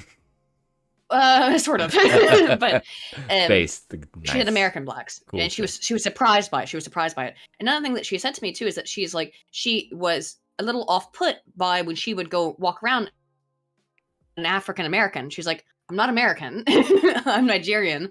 Please don't refer to me, this way. And that was weird for her. Of course it was. And she, at least I think, preferred the term black, because if you don't know who she is and don't know anything about her, then obviously, rather than referring to her as African American, that's a misnomer. That's incorrect. It would be better to refer to her as Black as a general kind of just descriptor of her appearance, I guess, and general group. And because we have to do that to some degree. Like earlier when I said, look at the Black guy over there on the left, right? I wasn't saying that because of any particular reason other than to identify who I was talking about, right? If I just said, look at the guy over there, and there were like 50 guys, it might be more difficult than if I said, look at the Black guy, look at the guy with blonde hair, look at the guy with red hair, look at the guy with, a tattoo or something on it. Sure, these are just descriptors. It's basic cognitive heuristics to allow us to easily discern who you're talking about, who people are. I believe the term she used was subhuman. No, she did not say that. Damn, that's fucking based. Anyway, where was that? For $10 on Streamlabs said, Happy Easter, Hosanna in Excelsis. Aiden, have you read Charleston Watts' What's Wrong with the World yet? I think you'd really enjoy it. That's all. Peter Mowers. I have not read that, but I will look it up. What's Wrong with the West? I was reading What's Wrong with the World? What's wrong? Chesterton, What's Wrong with the World? Man, Streamlabs is making it difficult for me to copy and paste. There we go. There's a book that everyone should read because it is interesting. 1910, interesting. Yeah, what's that? This is a book called Popular Government. It's got 4 essays, and it's by Sir Henry Maine. This is like an old book. This is like 1890. So this book is over 100 years old. But he speaks about... Oh, yeah, you told me about this. He speaks about nature and democracy. Also, oh my god, I called my dog school friend, Nigerian. She said you were right, actually. You reminded me of that. She's from Ghana, isn't she? Again, Michael Blackson. Ghana, yeah, I said Nigerian, but it was Ghana. Oh, right, because I looked into Ghana recently, and shit's not going great there. And I was like, oh, shoot. Yeah. I know all Africans look the same to you, Europeans. We have some more videos in our slide thread topic section, which is Kentucky has passed a bill, or to pass a bill. Is it actually passed yet? The Kentucky abortion ban? Let's look into it. I don't know if it passed or yet. Did they actually block it, though? Kentucky lawmakers block abortion access with new... Oh god, you have a Joy Reid video on this thing? Yeah, I do. It's real short. I hate that bitch. She is legitimately insane. Don't worry, it's really funny. It's really funny, though. I think she is... She's insufferable. But speaking of insufferable, first instead, we have... Republican lawmakers have now effectively banned... this Kentucky abortion bill. Because I'm going to go absolutely apeshit on this. The first stream that Spoon and I ever did together... The first stream you and I ever did together was on my second channel, and we talked about abortion. And... Well, it doesn't annoy me. I just have a difference of opinion because I'm pro-life. I'm pro-life and as I think as almost all pro-life people are, with some extreme exceptions. If the mother's life is in peril, I'm not sure about the rape one. I'm not even totally sure about that. I really think it should be an option. But that's why you have that morning after pill. And the thing about the morning after pill that we'll get into here and the ridiculousness of this. Of Anna losing her mind over this legislation. It's because we do have access, especially for minorities. Sorry. Sir Mars also for another 5 says Chesterson's Everlasting Man is also a very interesting sort of brief anthropology where he shits on commie H.G. Wells and praises monarchy. Ooh, we'll have to definitely read it then. Thanks, Sir Mars, for the 5 and for the 10. I will definitely check into that. I have it up now on my computer, and I'll There is something to be said. There is something to be said for reading older books about monarchical views, because when you read books from like the 19th century, and they are laying out the flaws of democracy to a fucking T, and they're in monarchical governments, you look at it and you go, why did we get rid of monarchy? Because these people are praising monarchy and they were stable governments, and then democracy derails into everything these people say will happen. It just makes me go, why does no one listen to these people? I know you're mostly talking about Kunat Lenin, but there's also... No, even in this one, the one that I was reading. Yeah, and then it's... Lenin is a Christian monarchist, though, so that would be the reason why. Oh, why can't my brain... One? The Monarchy is in the Age of Enlightenment one, or Burnham. Hopper? What's his name? No. Oh shoot! I can't think of the name. And What's the name of the book? somehow I'm locked out of my Amazon, so I can't. I love this. Why can't I like? Yeah. Which is a. Hold on, I have a book I collection. got it now. I got monarchies. my book. I don't know why my brain just totally like shut down and restart. Much like my internet on. It's Milbug, Monarch. What? I got my list. Essays on Catholicism, Liberty, Equality, Monarchism, Age of Enlightenment, Politics, Dawn from Holy Scripture, Ideological, which James Burnham. James Burnham. Oh, James Burnham did Machiavellians, yes. and yes, and Bertrand de Jovenel, and then Samuel T. Francis responding to him. Enemies, and Sidney George Fisher. But specifically James Burnham, which I was pretty sure that was his name. Sidney George Fisher is the American book about the ideological foundings, isn't it? Yeah, he's True History of American Revolution. Yes. Yeah. That is the book that will piss off most Americans.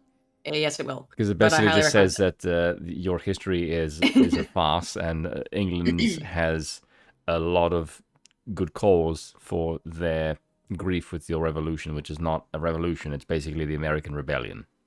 Yes. Which is again, recommend this.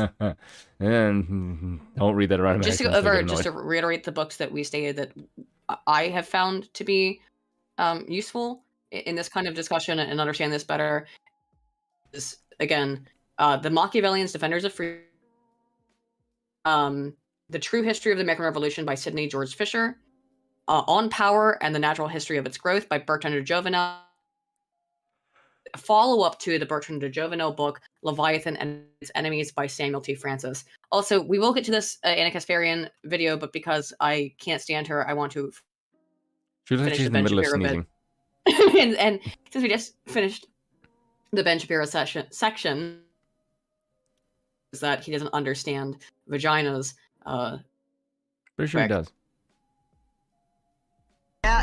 Yeah, you effing with some wet-ass P-word. Bring a and a mop for this wet-ass P-word. Give me everything you've got for this wet-ass P-word. Beat it up, N-word. Catch your charge. Has he seen this? Extra large and extra hard. I'm sure. Put this P-word right in your face. Swipe your nose like a credit card.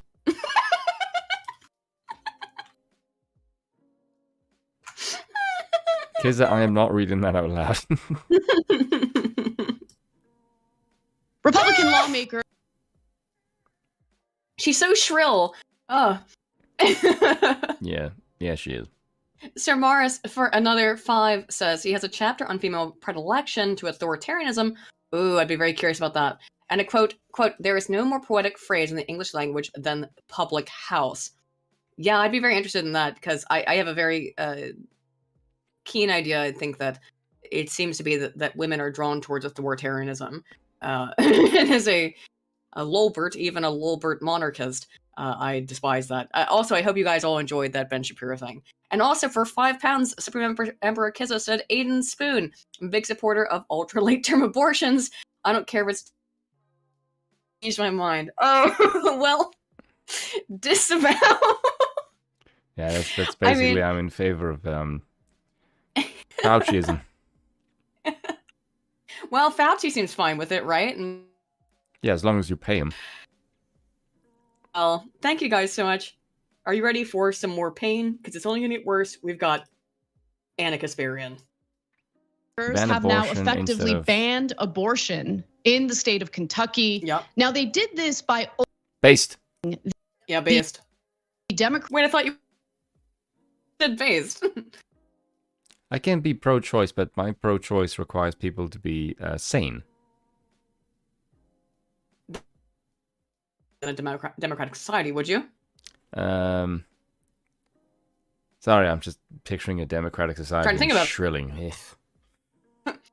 Also, John Wolfe for $5, while you think about it, Spoon, says that book about revolution being a gay op is revealing that America will always be a mercantile nation and not for the people. FTN got vaccinated. I don't know. Vindicated. Vindicated. God damn, my brain's broken. FTN got vindicated. You didn't get the coup shot, did you? Who's No. Hell no. FTN. if you would just type it in the chat who FT, what the acronym, whose name that is there, I'm sure I should know it. Thank you for the 5, and yes, highly recommend Sidney George Fisher's book about the true history of the American Revolution. It's one of the many reasons why Spoon and I came to, at least for me, came to some of the positions that I came to come about America and some of its flaws. Mine is mainly because of reading a Molebug. Molebug's reading made me go, whoa, this is really, really interesting, and this is way cooler than any stupid shit you read in the mainstream. Moldbug and Hoppa were the first ones for me, and then Ledden. I'd read Hoppa Moldbug years ago, and then I started getting back into Moldbug like last year. He's a very interesting read. His writing is very whimsical. Yeah, he's clearly autistic. Deeply. I would say his. I would love to get him on stream. Yeah, me too. He's a brilliant guy. There needs to be more of him in the public sphere. He's a massively underrated thinker. And I also like that he pisses off a lot of people on our side.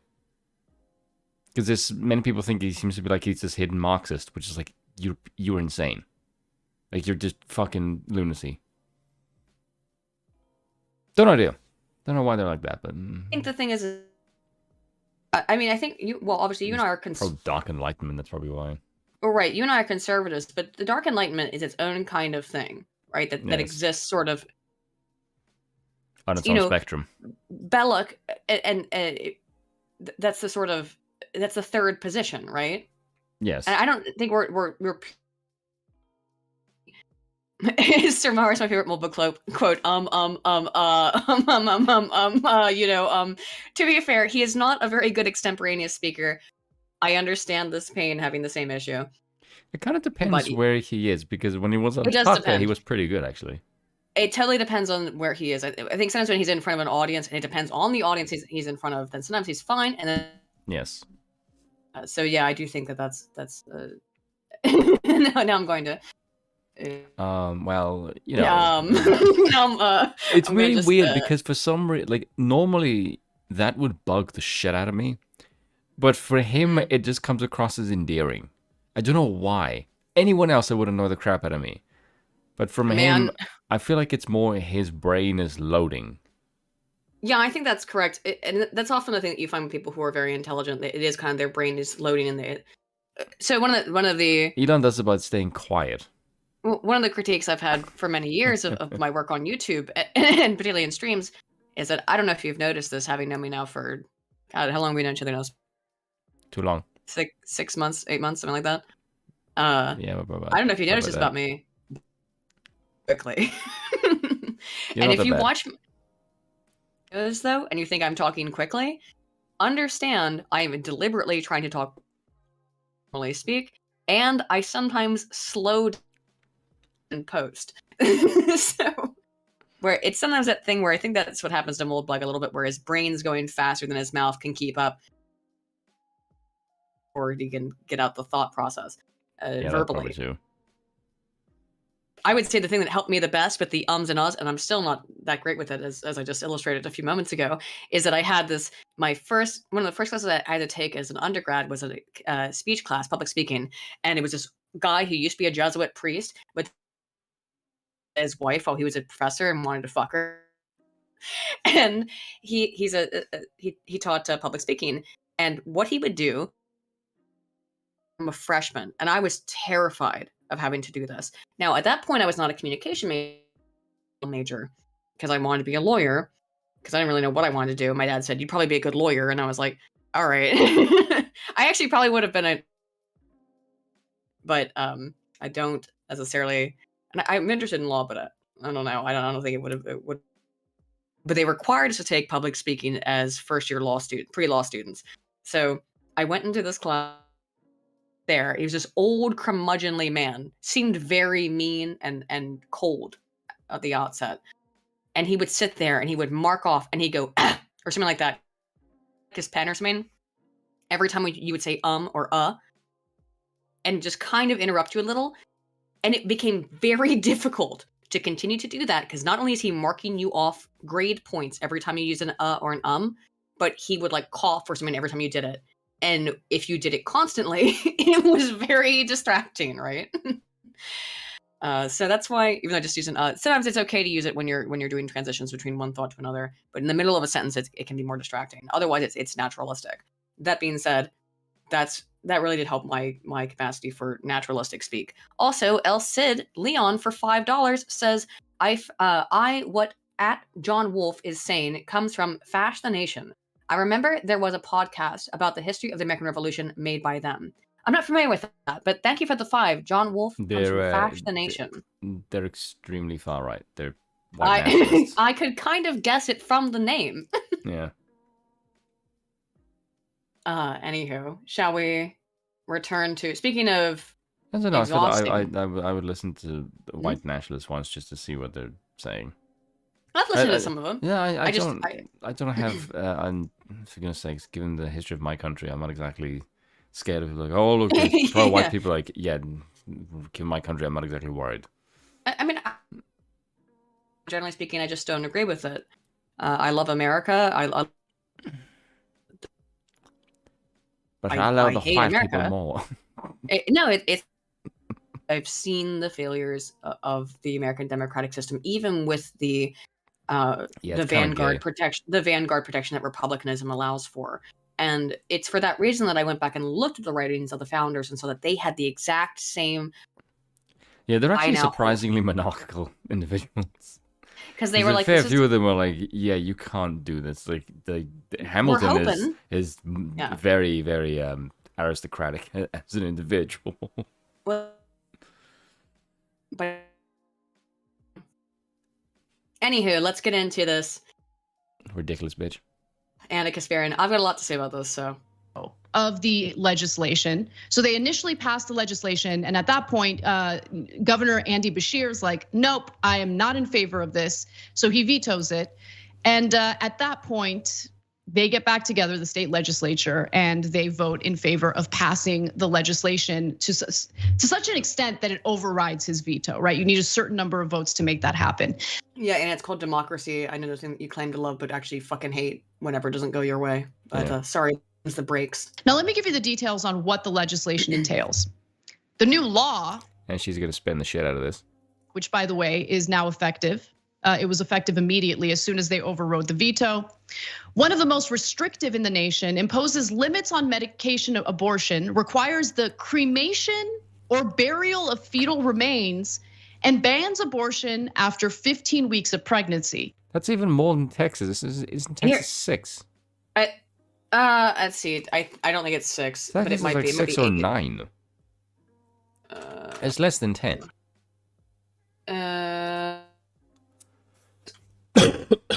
It says 6 weeks. Yeah. Okay. So 6 go. weeks. Let's be clear. I want to be clear about a couple of things. That's why I'm very. Am I cutting it again, guys? Sorry. Sorry about it. It's there should be a little stuff. That's good stuff. Keza, I'm not pushing the line that U.S. is a democracy. It's a constitutional republic. I said that there is a vanguard of republicanism, which is what I was trying to say. Is built on democracy. That whole Republican Constitution is a fucking farce. Okay? Yes, it has that, but it was put in place. It was put in place as the vanguard against the expansion of Yeah, but has that actually helped? No, I think at one point it worked. I think at one point it maybe worked, but it's totally fallen apart. So doesn't fucking work now. No. Back into what Anna just said here, though. So the Texas law is 6 weeks. This is 15 weeks. 4 months. Okay? I want to put that into perspective for you. Say that again. 15 weeks is almost 4 months. 15 weeks is not. Oh, yeah, it is. Sorry. Yeah, it is. It's like, what? 50 weeks of. Oh, yeah, it is. It's almost 4 months. It's more than 3.5 months. Now, another thing that you have to understand is that women, generally speaking, get pregnant in the middle of their cycle. It's really unusual to get pregnant right after your period. or within the first week after your period. It's usually the week after your period that you get pregnant up until about the week before menstruation. You have basically 2 weeks in between menstrual cycles before that are the fertile period, right? So you have to actually. Am I the only one that thinks that if you're a woman and you let some dude bust nuts inside of you, that the first thing that should happen the next morning when you wake up is, I might be pregnant because I let someone bust nuts inside of me raw? Like, that's. I mean, that my whole life, that's always been my kind of thought. Even when it's like, Cannot hear the phrase "bust nuts" without hearing the twins moan. But even if it's like, if it was, I've always been really careful about that. But if it was like, oh, maybe the condom broke or something, then I've taken the morning after pill out of fear, and by it is an overload of progesterone. It causes your body to basically just dump whatever it's doing and start over again. It can take months for your cycle to get back to normal. It sucks. Highly do not recommend taking that pill. But if you've had sex and you were not using protection, or if you've been raped, then take that freaking pill. It costs about $20 to $30. It's over the counter. You don't need a prescription for it. And I'm totally fine with that, by the way. I think that's a great thing, that in the case of rape, we have this option. And again, it's not prohibitively expensive. You can buy it at a CVS or a Rite Aid or any chemist shop. It's fine. You can get this pill and you can take it within about 4 days and you will not get pregnant. Okay? The clip of the twins here, and just I know the noises they make, and even just the pictures of Glenn just amusing himself. Just the picture of Kevin's face. We're trying to talk about. We're looking at the Hodge twins. Hodge twins are funny as shit. I know they are. I love Hodge twins. Right though, here is that if it's 15 weeks of pregnancy, that would mean the woman is on average between 16 and 17 weeks late on her period. 4 months. If you can't, at that point, that's 4 months late. If you can't figure out something's going on by that point, you're a fucking idiot. I know, I don't think you should have a baby. You should actually be having kids. But the point is that they don't wait that long because they're stupid. For the most, there are some real ding-dongs. But I don't even know. I don't know why women are waiting. Who does this apply to? What woman is waiting until she's 4 months pregnant to get an abortion?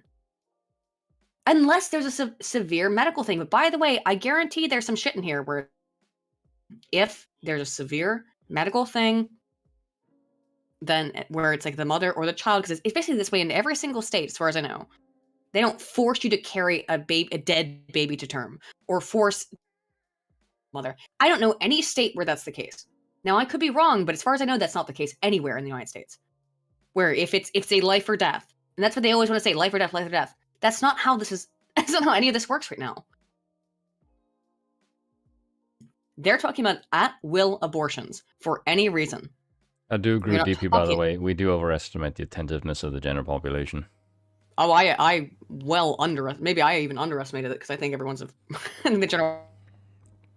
No, the fact that the vast majority of people are very, very stupid. Well, I also think I'm not particularly smart, but I mean, like, that's just, it's not because of stupidity or intelligence, actually. It's because of. You have to admit that people are very stupid. A lot of them are, but as I've always said, a lot of it is just our amount of cognitive energy expend on these things. Most people are more invested in their own lives. They don't care about this stuff. They're cognitive misers. El Cid Leon. But I think that as far as I understand, I think that if the mother's life to one or the other's life, it's pretty much like I don't think that they go, well, you gotta die to give birth to your baby. I've not seen any evidence anytime ever in recent history that'd be like, you're gonna have to die for your baby. In fact, most of the time it's made so that the mother lives instead of the baby when that's a kind of issue.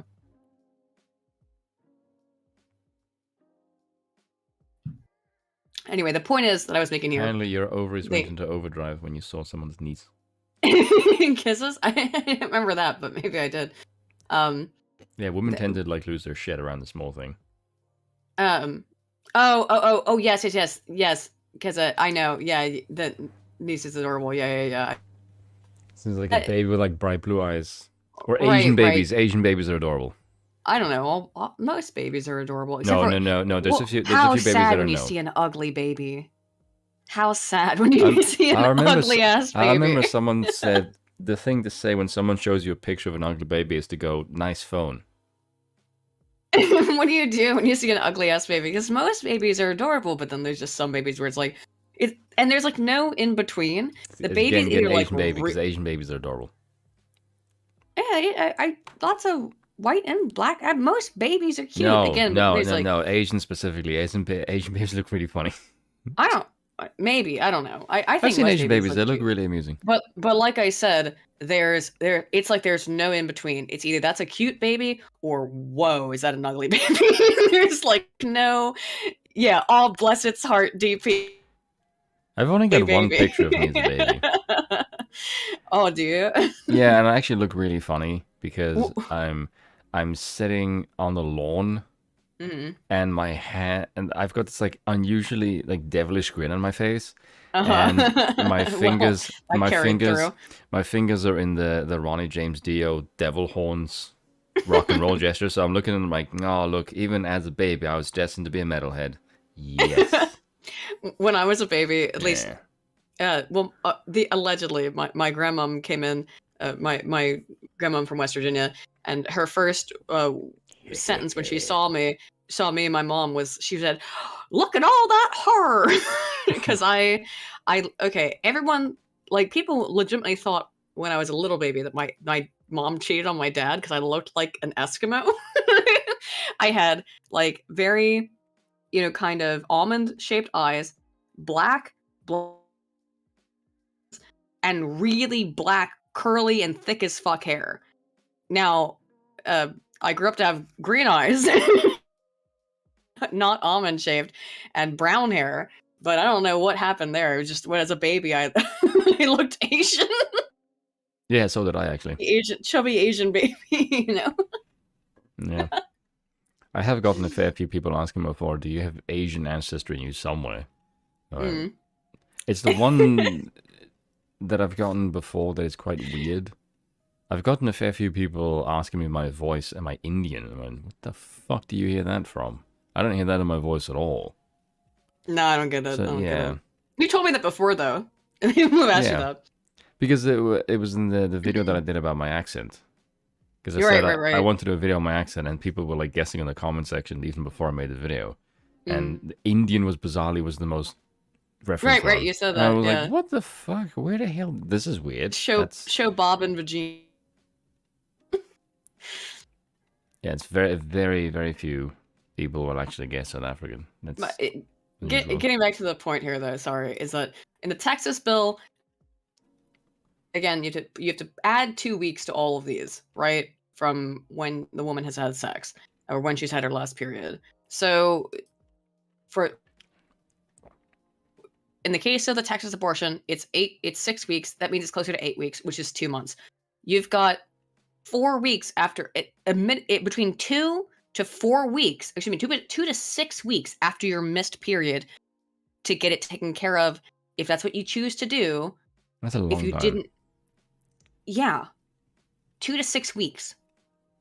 I'm trying to put this into perspective for people because they act like, how? Oh, they couldn't possibly have figured this out. If you're 4 months pregnant, in the case of the Tennessee bill, you know you're pregnant, okay? Unless you're, I don't know, way fat or something was real wrong with you, you know you're pregnant. Anyway, speaking of which, let's get back. I'm so angry with this. Let's watch it. An exception is allowed if the woman's life is in danger. Wow, they're so kind. Like I said. But there is no exception for rape or incest. Like I just said. It's rare, like you stupid bitch. Well, because you could have taken care of it beforehand. If your life... But you were given 4 months nearly to deal with it. Texas, 2 months to deal with it. if you really are like, oh shit. Now, first of all, you could have, if you were raped or the product of incest, and the incest stuff I think is super overblown, because how many cases of that are there? It probably depends on the state. I think it's quite minor. But you can go to a CVS, a Rite Aid, any chemist shop, any pharmacy, and get this pill. And it costs about $30. If I had a good flight of stairs. Oh my god. That's some real redneck abortion right there. Sorry. Yes, if the woman's, it's even in the bill, if the woman's life is in danger, and as far as I know, this is how the way it is in almost every state. If the woman's life is in danger, then there's a difference. Someone's mentioning Tetris in the chat. I will play Tetris later. All right. So if you are a woman who has been raped in a state like Kentucky, I know you're being transphobic. Men can get raped and get pregnant too, apparently. Oh my god. I'm actually going to reframe this. Reframe this? What? I said, look at the way she's going to reframe this. Oh, okay. So I was confused. Access an abortion in that state, you will be 4 months. 4 months. You can access months, Anna. Forced to give birth, to bring that fetus to term. Among the most difficult restrictions to comply with this law. It's a life. It's a human being. It's a human life. And by 4 months, viability starts at about 6. So even 5 in some cases. So you're getting pretty far down the line. We're talking about external of the womb fetal viability.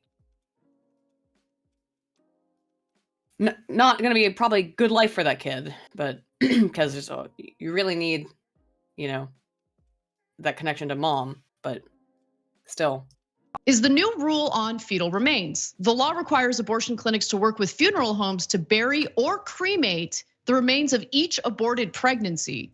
To comply with that law, the clinic will probably be forced to hire more people who can help facilitate an elaborate and medically unnecessary burial process for each abortion performed.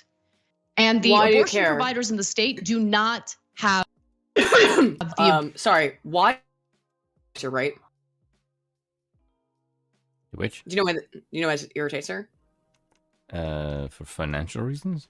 No, it's because she doesn't want people to understand that they killed a child. Or that. That's what this is about. Yeah, I can see now from their perspective. Is that I don't agree with it. That's why she's so upset about this. Is that, oh, you're burying it like it's a person? Ew. She doesn't want women to know. Fucked up. She doesn't want women to know that they are killing a child. I think they know that, actually. Yeah, they do. But she doesn't want... She doesn't want them to suffer with a guilty conscience, basically. But they should. So fetal viability, by the way, is 24 weeks. And I said 6 months. So at 4 months, you got 2 months left before fetal viability. But just saying, you've made it 2/3 of the way to fetal viability at that point. and yet she holding a funeral and a child that you chose to kill at 4 months. Cool. And again, like I said, that's because she doesn't want shamed. You should be shamed. If you again, you can go to CVS, buy a pill if you've been violated. Violated. Well, I'm trying to use YouTube friendly words. We already said rape, whatever. To do it, they don't have the resources. But you have the resources to get fucking knocked up. Again, the pill costs $30. By the way, birth control pills are free.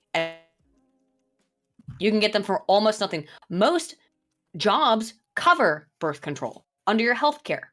Really? Yes.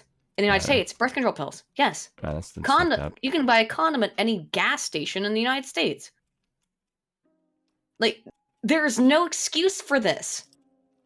There is no excuse. Either use protection or be an adult. Don't kill children. God damn it.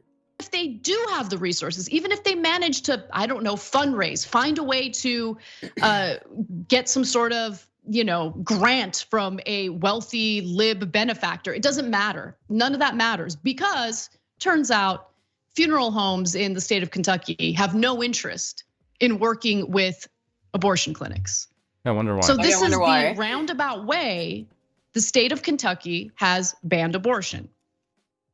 And why did Andy Beshear veto it initially? Well, he says that rape and incest are violent crimes. They are. Victims of these crimes should have options, not be further scarred through a process that exposes them to more harm from their rapist or treats them like the offender. Let me ask you, Andy Kasparian, what would be more scarring and harmful to the victim? A day or two after you've been victimized, office and having a dilation procedure done where they have to stick a giant scalpel into your cunt and then cut the baby up into little pieces and pull it out with tweezers. What's more scarring and invasive? It's kind of gross. I didn't need to know that. Well, you know it now, but that's what that violated is. my innocent little brain. That's what they do. It's again gross. Now, before a certain age, they can do a chemical abortion, but I think by 4 months, I think you have to do the dilation. So they're gonna have to, again, Shoskovy. well, he probably know better, but yeah. As far as I know, I think at about 4 months, I think they're gonna have to open up your cervix, metal, freaking clamp, and stick long tweezers in there and cut that baby apart. What's more invasive? What's more scarring and traumatizing, Anna? Taking a pill or doing that? Themselves. And again, I just want to give you the exact numbers to show you how many of these state lawmakers have decided to be part of this manufactured nonsense about abortion in order to distract the people of Kentucky, in order to distract the American people from their inability to do anything of substance to improve the lives of their own constituents. And I'll make that case in a little bit, but here's what we're talking about. Late Wednesday, how about this, Anna? This is that. They're trying to make sure that they're considered. I think that's improving their lives if they want them to be alive, Anna. How about that? Nice shot. Just an observation. The Kentucky House voted 76-21, and the Senate voted 31-6 to override the veto. And this 15-week ban is modeled after the 15-week ban in the state of Mississippi, which is something that's been challenged in the courts. The Supreme Court is likely to hear about that case in the summer, but don't get too excited if you're under the assumption that they're actually going to uphold Roe v. Wade. They have signaled because of the conservative makeup of. But Roe v. Wade is being upheld. They're just saying there's a limit on it. Yeah, I don't know why you need more time to kill children. It's kind of fucked up. That's what it's clear that this is not about actual rape and incest victims, right? No, I don't think it ever was. If you were raped or the product or it had been, I'm assuming raped by a family member, you'd want to get help. Right, you'd want to get help immediately. Yeah, I mean, like, this is not helping. I don't know who this is for again. I don't know who this is for. The only people I can imagine this is for the weirdo other leftoid women who think that it's a feminist action to have an abortion. And they'll be like, hashtag shout your abortion, hashtag here's hashtag degeneracy, basically.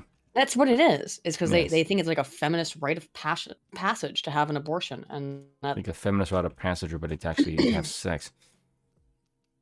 Have you seen the way they fucking look at them? Jesus fucking Christ. No shit, but you're killing.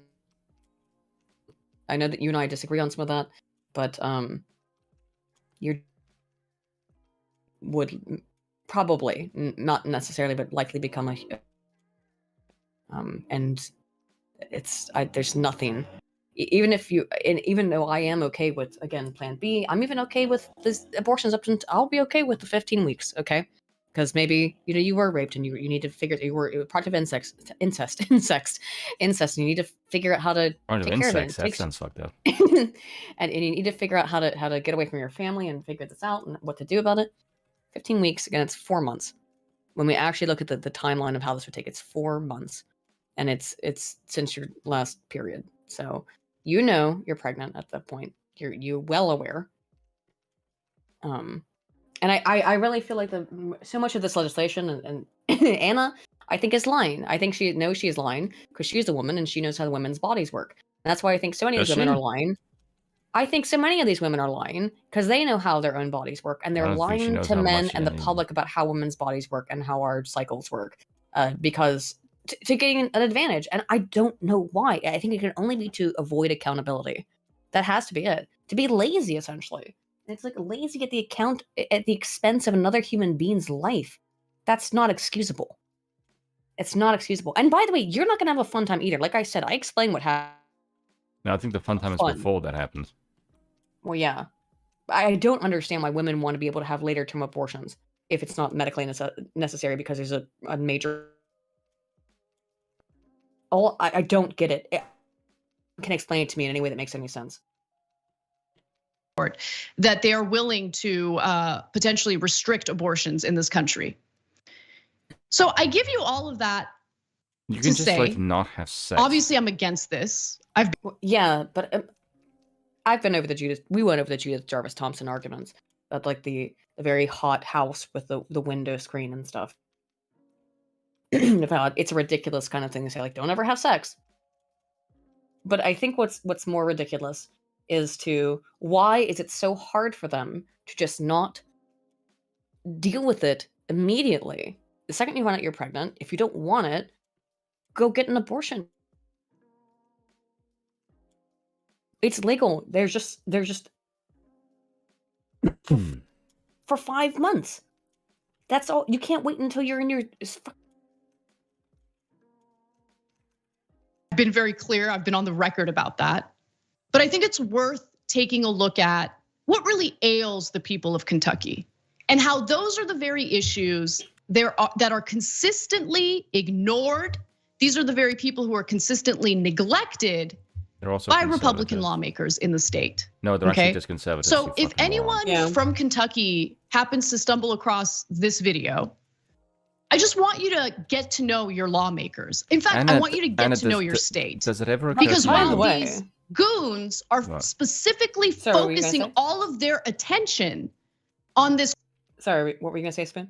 Does she realize that not everyone sees politics the way that she fucking does? No. I get the way that these people fucking behave. It's only our way is correct. It's like, bitch, there are other political worldviews that are not yours, and yours are shit. And you do realize that many people don't like you because you're fucking insane. You realize that while this is going on, in this month, California basically just legalized post-birth abortions up to 7 days after birth. Oh, is that how they get rid of the migrant crisis, is it? No, it's like basically they want to decriminalize. So like if you have they'll say a pregnancy law after pregnancy. That's how the way they want to just describe it. What they decriminalize that you have killed your child from abortion for yourself. California. So if you're 9 months pregnant or about to give birth and kill your child, they'll say, oh, well, you can't be criminalized for that. Because it could have just been a... Meanwhile, again, these are two debates happening at the exact same time on different sides of the country. Also, it's the same one that you sent earlier. Sorry, I was just looking at Streamlabs. Yeah, it's so at the exact same time that she's talking about this, also nice fucking pause point I'm on here with Anna's face. Yeah, so at the exact same time that we're saying maybe you should do it before you're 4 months pregnant, they're trying to at the same time is there lag? Sorry. At the same time, in California They have decriminalized death of a baby for any reason within 7 days of birth. And I think up until now also, they're pretty much, what is, are we at third term abortions in California? Let me check. This third term abortions in California. There might be. That's kind of gross. I don't think there are, but again, that law basically makes it so that you can't be criminalized if you do a third term abortion. Third trimester. I knew about that. No, one. no, you son of a bitch. What? Fuck you. Sorry, I was playing Tetris. I got 560,000. My highest is 577. Okay. Okay. So I will read to you. These are late term abortions in the third trimester. States that allow. Alaska allowed.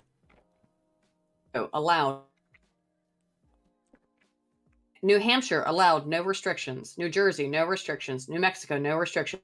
All left places. Vermont, no restrictions. Lefty. Every other state is to protect the mother's life. California.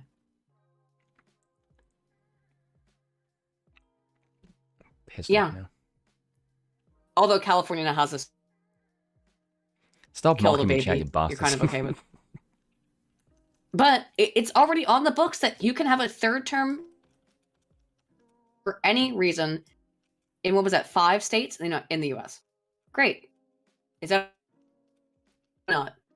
This culture war, on this effort to control women's bodies, on this effort to punish women for engaging in sexual activity. No, it's There's just a lot going on in that state. Stop being a whore. You've got months to deal with it. You know that you're pregnant. If you know that you've had risky sex, then you should be testing and trying to deal with it like a fucking adult. It's disgusting, Anna. It really is. You're not a child. Stop acting like women are incapable of understanding their own fucking biological.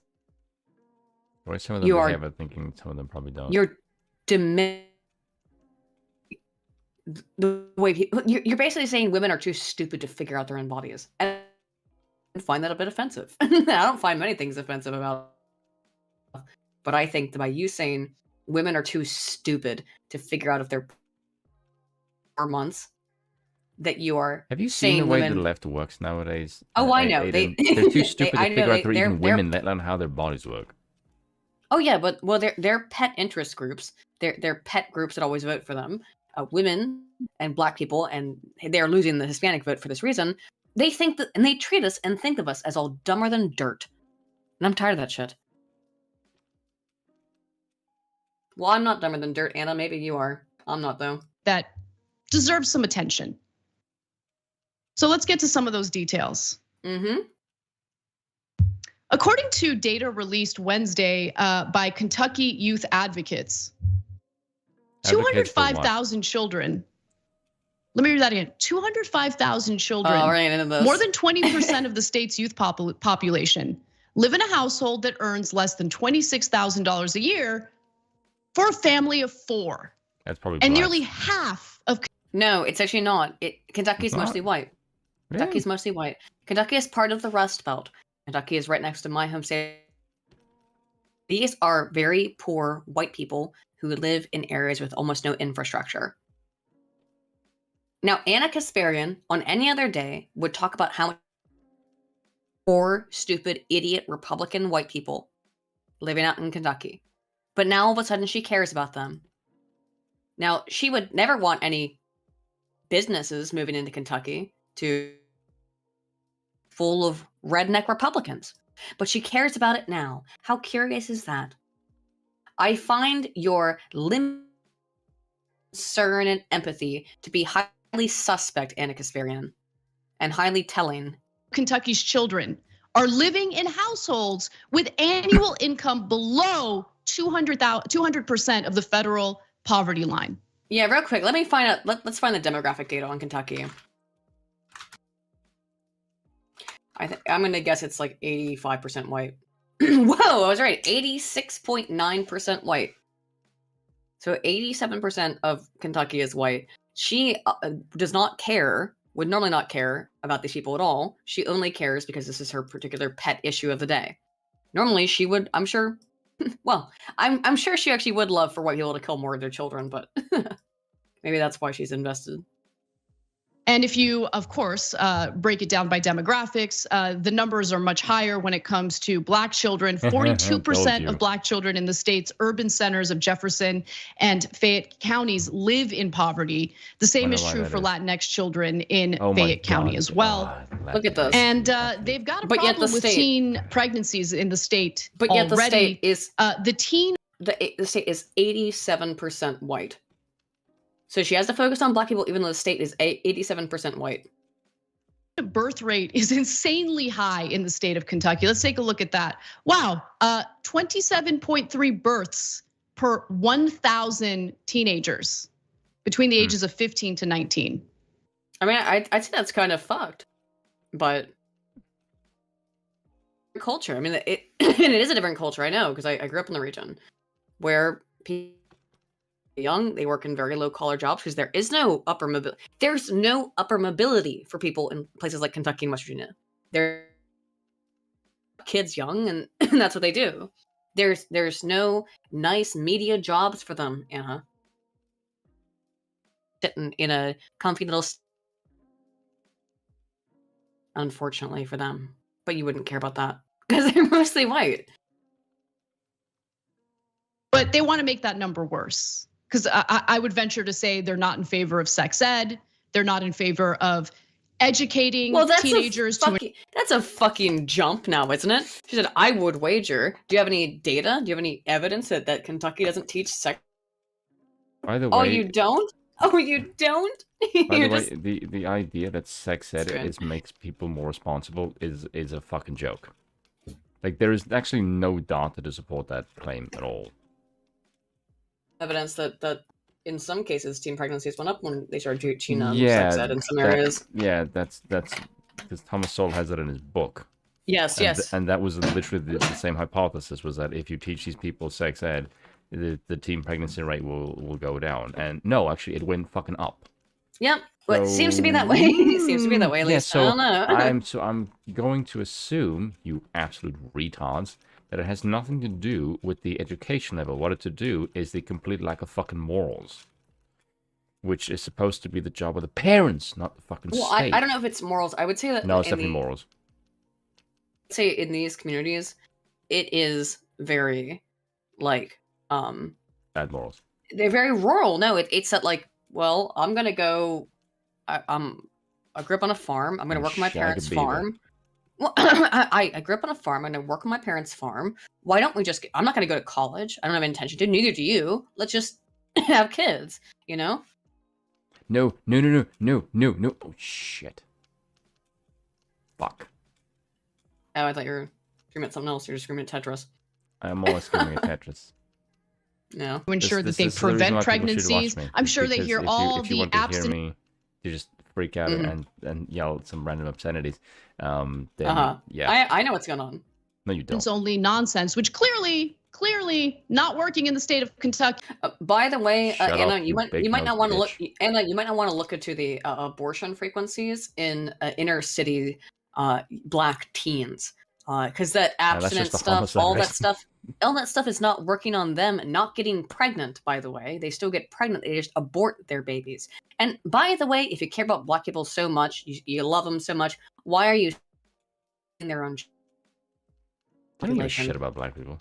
Well, I'm not saying you. I'm saying Anna, who claims to so much, loves Black people so much. Why does she also love them killing their children so much? Just a little bit of a curious contradiction to me, Anna. So now they're gonna do away with reproductive rights in the state. Make that you problem still worse. Have rights. The foster care system in the state of Kentucky is a disaster. Kentucky state lawmakers refused to expand their Medicaid program as part of Obamacare, just to make a point, even though they knew full well that their constituents, that people living in Kentucky who did not have health insurance, were now going to be denied that expanded Medicare. Oh my God. Also, hey, Kami Mark, what's going on? No. Fuck. Oh, you're talking about Tetris. Kami Mark, also, you bring up an interesting point because there's a similar problem or a concern that happens in the southern United States and a lot of more rural parts of England where you do have a lot of these young people have a lot of kids. So I would say that is a problem. For me, as a libertarian, I have an issue there because a lot of these people end up living off the government dole and they don't end up being productive. But if you're not doing that and that's not an option, maybe a lot of this would go away. I'm not sure. That might be my libertarian perspective on it. But I don't necessarily think killing more children is earlier. And here's the thing. I have no problem with abortion. Spoon and I have debated this. I do have a moral issue with all abortion, kind of. I have no moral issue with taking the morning after pill. I have no moral issue because it's before implantation happens. It prevents it from happening. So there's no moral issue. There's no baby there to be aborted. I don't see any moral conundrum there whatsoever. What Anna's saying is that it's unrealistic to ask people to have an abortion. Reasonable. They don't care. You think they care? I care. You know what Anna, they tried to do actually. recently, just this year? They tried to cut unemployment benefits in a state that is grappling with an insane rate of poverty. Would you like to know why, Anna? Would you like to know why the state of Kentucky is grappling with massive problems? Well, I'll tell you. It's because the industry that existed in states like West Virginia and Kentucky has moved. It's because they can't function there. Why can't they function there, Aiden, you ask? Because of green energy programs that make it so that all of the industries, the mills, and the production have been built in states like Kentucky and West Virginia can no longer operate because they have been put under so many extreme both. Now, by the way, I have no problem with treating your mill workers good. My family benefited from that very well growing up. My dad growing up in the steel area in West Virginia. My dad was making like 5 times what anyone else his age was working when he was working in the mill when he was 18. But the problem is the way that it works. Nope, people aren't making more money because of so many environmental regulations. Excuse me, legislations. I mixed the regulation together. Legislations, and then on top of that, also because so able to not, they didn't have to go to college. They could go work right in the mill. They could make a whole bunch of money. That's not an option for people without having. That's not an option for people. And also, if you are in rural Kentucky, if you do get an advanced degree, guess what? There's no job for you there, so you have to leave the state. There's only migration out of the state. That's an opportunity for you to make more money. So people who are going to stay in their state, who want to make their state better, basically, it's not within their best interest to get a college degree. It's more within their best interest to get married when they're 16, have kids, have a family, and live on the farm.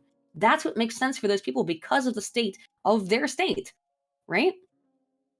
And Anna Kasparian, in her coastal liberal elitism, has no comprehension of how people in Kentucky live. Not just for adults, but for children. That's what these lawmakers are up to. So for all the voters in Kentucky right now, who are probably congratulating themselves on the fact that they took rights away from women, oh my how God. are you enjoying that poverty you're living with? How are you? Oh my.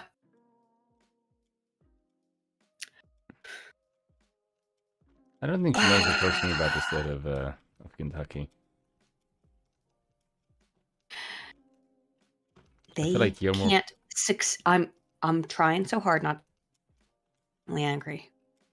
Those states can't succeed because of the restrictions that you have people have placed upon them. Okay, your smug face is so perfect. What a perfect place to pause. You do not care about workers' rights, about the people who make everything in your life.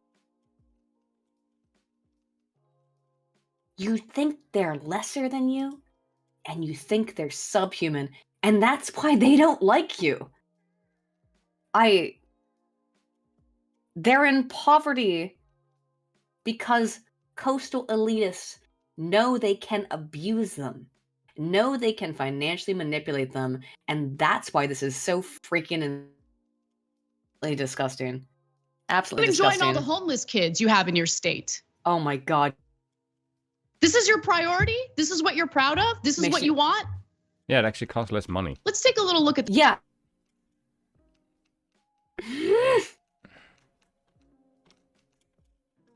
Watch this whole clip. This one's actually making me really. I don't think she knows the definition of what a budget is. No, she thinks because her state's. Because this video compilation Kentucky looks like. Mm-hmm. Poverty has had a persistent grip on eastern Kentucky for generations. Its residents are poorer and less educated than any other region of Appalachia. And the impact on health is unmistakable. Life expectancy there is 5 years shorter than the rest of the nation. Some of the most severe devastation has been right here in Kentucky, and paramedics who used to go days without a single overdose are now lucky if they go just a few hours. Well, do you know why that is, Anna? Because they don't have any jobs, because all their jobs have been outsourced to China. That's why. All the jobs that used to be done in Kentucky are now being done in China. You killed all their jobs by union work, and I'm being clear, by the unions really did not help with this either. The unions killed the jobs, the environmental legislation killed the jobs, and now these people have nothing to do. There's no work available for them, so what do? They get high on opiates all day. Your side created this crisis, and now you mock them? There's nothing more to spin. I know that I shouldn't talk about anything that happens in Appalachia because I get way too. This is why, like, I know you don't like to talk about South African stuff. Mm-hmm. That's why I can't do this stuff either. It makes me way too mad. Paramedic Mary Taylor rushes to as many as 25 drug overdoses in a single day. Thousands of people in Kentucky couch surfing, living in cars, and moving from place to place without a permanent home. And many of them are children. Yeah, they love children so much. The wonderful lawmakers of Kentucky. What are you going to do to help them, Manna? Children so much that they will crawl up women's uteruses and protect them in their eyes, in their minds. They don't give a damn about children. They salivate at the idea. Anna, you don't give a damn about people who exist. You just want to kill babies. Just be real about it. Just be real about it. You just want to kill children. I wish they would just be more. I mean, they're almost at the point where they're just saying it, so good enough. But SD Steel King said, "Yeah, and to being poor." That is what she's saying. That it's better to be dead and never have lived than to be from a family that loves you but is maybe a little poor. That's what she said. Right? Of cutting social spending programs in their state that help who? That help children. They do it over and over again. They propose it over and over again. That's what Kentucky lawmakers are. That is who they are. They don't care about a damn person, but they do want to point to something they've accomplished. Do you know what? Do you know what she's talking about? Kentucky, and not but West Virginia, which is right next. Like it's because mansion. Because West Virginia has, even though it has a mansion, all the local politicians are. That's why she's talking about Kentucky, not about West Virginia. Fuck you. Isn't it sickening? West Virginia has all the same problems with poverty, but we have so she won't talk. So she would not be talking about this way. I mean, she might, but the problem is that all the local politicians. She wouldn't know that, though. To be fair, she would never fucking know. She probably would talk shit about West Virginia and call it Republican. Is largely blue.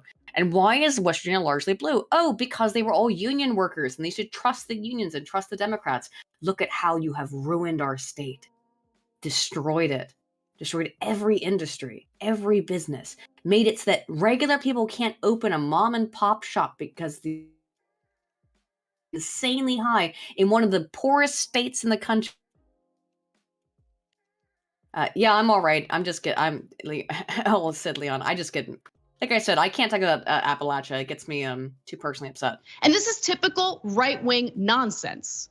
They're not going to do anything to improve anyone's life, but They love optics, they love theater, they love presenting themselves as these culture warriors. So do you. That do is literally all nothing you to fucking do. expand liberty in America or their state. All they do is try to She thinks liberty's a joke. How funny. control I'm sorry, but people's lives. the You're idea of transgender, they want to liberty- control your life. Sorry, Spin. What? First of all, bitch, the idea of freedom from someone Yeah. who says, I want more government shit. That's the literal opposite of freedom, you fucking big-nosed retard. Hey, come on, Nussman. What? I have a great nose. I can muck her all I fucking want. You're gay, they want to control your life. You're a woman, they want to control your life. No? These are the people who have somehow successfully. I feel like the left way more wants to control my life with shit like that than. Yeah, the I'm sorry. Who right are the one does. pushing all those extreme fucking COVID regulations? That seem to be the left. So please explain to me what is the right I trying to mean, control our comparatively, the life right's for? just like don't kill babies, please. Yeah. You know, they might say like, oh, we won't bake your gay cake. How oppressed are you? I'm actually okay with that. I really think that the left has totally, I mean, they've totally lost their victimhood narrative. What do you have left? You have nothing. Oh, we can't kill a baby after. Marketed themselves as lovers of freedom when their Yep, I actions sure do. show that they are the antithesis of what That's they say what- they are. No, actually, Well, they And by want the way, less that government. video got into drug that's good. overdoses, right? Let's talk about that a little. Look at this whataboutism. I don't A think whole bunch they of- understand what freedom means. Freedom means less coercion from the state.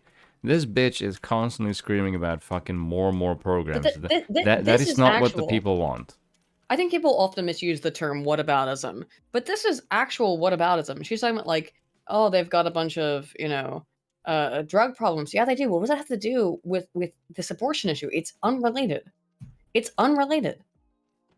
Completely.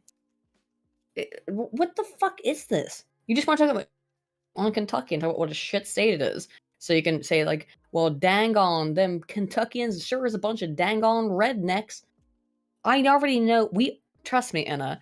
As one of those people from the Appalachians, I am well aware of how you people and people from the West Coast and East Coast, these rich cities, feel about us. You think that we're all a bunch of troglodytes who live in the hills and fuck our cousins. The reality is, actually, several of us are quite erudite and intelligent, being treated Also as such. than them. Then again, that's not saying much. Yeah. Little bit. Drug overdose deaths, for example, increased nearly 30% across the United States in 2020, but in Kentucky, I wonder they why were that even is. higher, increasing nearly 54% over the year prior. I'll tell you why, as I explained before. Is it because of Joe Biden's policies can't of find getting work. fentanyl fucking across the And board, they're- maybe? No, and they're given fentanyl, they're given OxyContin, Which they're comes given these- from where again? Across the border. But no, they're prescribed it by doctors. Doctors No, the prescribe fentanyl. it. But the OxyContin and That's- stuff, that's prescribed. Most of the people who have serious problems in Appalachia were prescribed. It was it's called the opioid epidemic, and they were right. So, oh hey, Bill has some ice. Yeah, Bill. Which he has actually brought me some ice for my drink. Thank you, Bill. Thank you, because he's gotten ice for his own drink, I'm sure. Really cannot tolerate this kind of just hatred and Despicable dismissal behavior. of the app. And they've always there'd be all these like huh? Look at 30 Rock. Yeah, well, it's not just 30. All kinds of liberal media has done this stuff for decades of making fun of stupid hicks and hillbillies and stuff. And now all of a sudden they want to court us of being like, oh, we care about you so much. No, you don't. It's very clear that you think we're all a bunch of ignorant hillbillies and you hate us. But in this particular instance, Joke. Oh, isn't it funny? Here's these hicks from the sticks who are fucking stupid, but have a bunch of money. But the yeah. With them, and the underlying matter is that they were the only people with any morals in the Yeah. entire region. That's I know why they didn't in like Beverly Hills. What them. a Was that, we're actually what a strange show looking back on it now. The Beverly Hillbillies. same with the Munsters. Very, very interesting. Interesting cultural kind of timepiece, right? All the memes about they were people idiosyncrasies, whether they be literal monstrosities, they were people of fine moral character, which is extremely rare, especially in Hollywood. Yeah, for sure, right? There was Bill, guys. Rare, Bill. It's fucking non-existent. Yeah, it is non-existent, right? Okay, just think of this phrase: Hollywood morals. If I there's know. ever two phrases that never fucking go together, it's both those two. Contradiction. Yeah. I'll be right back. Go ahead and finish this video if you don't mind. What? I am currently playing Tetris. Aiden, what the hell did you just do? Oh, for God's sakes, hold on, let me just see what this ridiculous fucking big nut bitch has. Prior. No, play, stupid thing. But hey, the lawmakers in Kentucky, they really do care about people's lives. They really do. They really do. I don't think you give a shit unless people vote for you, and I think that's quite clear. That's why they seem to enjoy watching their constituents suffer in poverty. That's why they do nothing. Yes, but I don't think the state will do anything about it, especially by giving them a load of shit. That's generally speaking, liberals do this in their cities, and their cities are all shit. Nothing about the children who are struggling with homelessness in their state. I could be a dick and then just put the Tetris on and just people can hear me run through that. Because I do. If I can't play Tetris in silence, I have to go, oh fuck, every once in a while to say that one block did not go where it's supposed to go. That's why they don't seem to care much about the children dealing with hunger in their state. Yeah, your solution is just to kill them all. Who cares about Make sure they don't get born. any of that stuff? You certainly don't. It's the same thing. Kentucky also has higher than typical rates of death from diabetes, heart disease, and cancer, according to the CDC. More than 15% of all Kentucky. The CDC is not a reliable No. arbiter of data, by the way. Do you know what? Kentuckians have multiple chronic. If I can explain why that is, it's because the people have no jobs. They sit at home. They have nothing to do. They live for them to work. So they sit at home and they get real fat. And as you'll notice, it's second only to what state? Oh, my home. West, by God. Only to my state. Talking about in this particular instance and why this subject makes me so angry, because I am from Appalachia. I'm like these coastal elitists talking shit about my state when they don't understand anything about the states have ended up in the and why they don't like you, by the way, Anna, and your democratic institutions. Even though, as far as I understand, I believe the governor of Kentucky is a Democrat, is he not? Governor Andy Beshear, he's a Dem. Why are you? Is he? Chronic conditions, second only to West Virginia as the highest rates in the country, according to United Health Foundation's report from 2020. That did mention West Virginia. But remember, they didn't want to expand Medicaid because they wanted to make a point about how they don't like Obama. They don't. I don't think many people like Obama, actually. I think he was a kind of like god-awful fucking president. The killed all business in my home state and in Kentucky. You have killed every business and industry. That's why they don't like Obama. That's why they don't like the Democrats. And now they're all addicted to opioids and they're trying to find a way out of the hole that you have dug for them.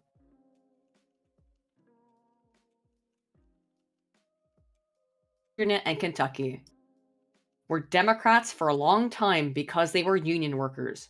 And now they are trying desperately in their opioid field induced upon them.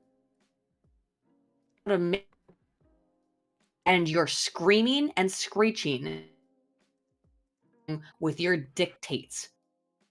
You have no idea what you're talking about. Shut your big mouth up, Anna. Sorry, I'm real mad. Yeah. Again, this is about South Africa, right? It's the same thing, you know. don't like the Affordable Care Act. They love protecting embryos, allegedly, but it's not even about that. No, this is not. all about winning political points with evangelicals. Giving there's no evangelicals. That's not what it's about, Anna. Political. These people see it as. They see everything through the same exact prism, which is just it's political. People the illusion that they're working hard and governing.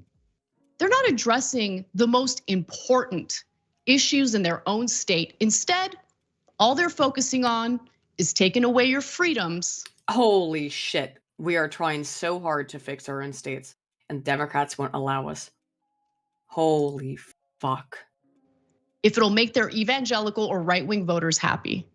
And for all those right-wing voters living in poverty in states like Kentucky, again, who are celebrating taking liberty and freedom away from women over their own bodies, by the way.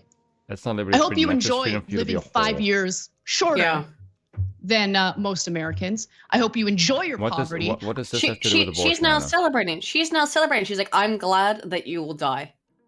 I'm glad you're gonna die sooner because you're impoverished. That's what she's trying to pretend like she's like, oh, fix your shit. What she's really saying, let's be real, that Kentuckians are poor and that they'll die sooner than she will, on average. Also, just by the way, if this is something if this is something that their Christian constituents want, isn't that the job of the representative? Mm-hmm. So I don't get. I hope you enjoy continuing to elect losers who keep abandoning you, neglecting you, and leaving you in the dust. Congratulations. I hope you like it. Thanks for watching the How is California looking, Anna? How is every single liberal city in the entire fucking United States look? Every single one of them is shit. So this idea that Democrats give a shit about their constituents is like the fucking biggest joke in the entire fucking United States. Guys, again, can't figure out what's wrong.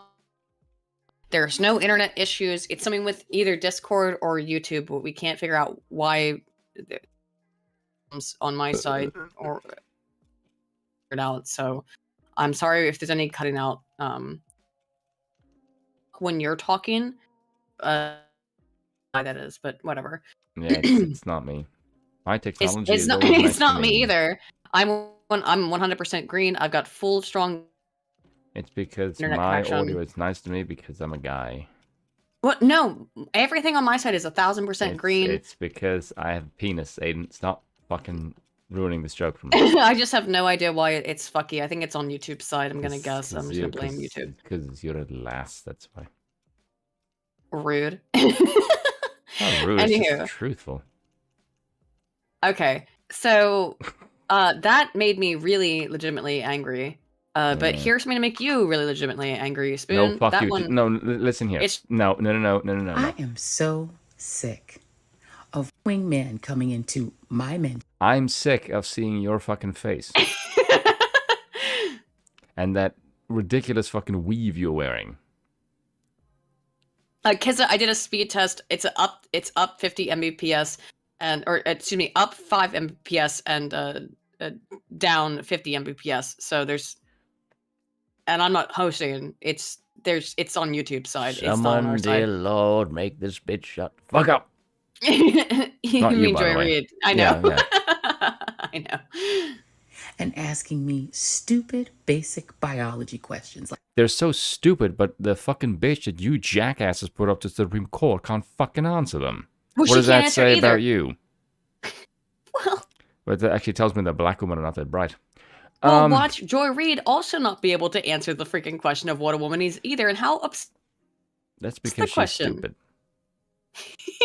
Like, what is a woman? And You know, it's really funny that these people are massively obsessed with trying to get women in certain places, but they can't fucking identify what a woman even is.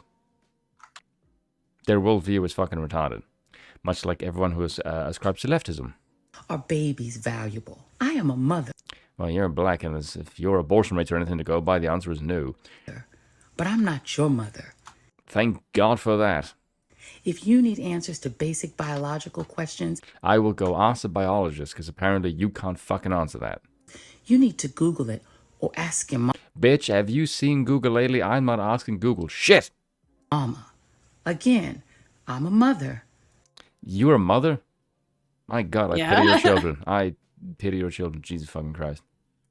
But I'm not your mother. Can you provide a definition for the word woman? Can I provide a definition? No, Yeah. I can't.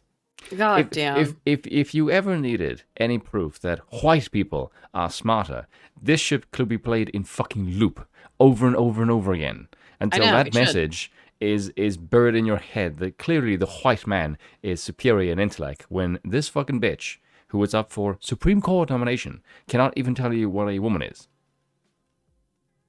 I don't even need to make a joke out of this. I could just say this and just let it play and go, yep, I believe white people are smarter, and this is going to be my proof.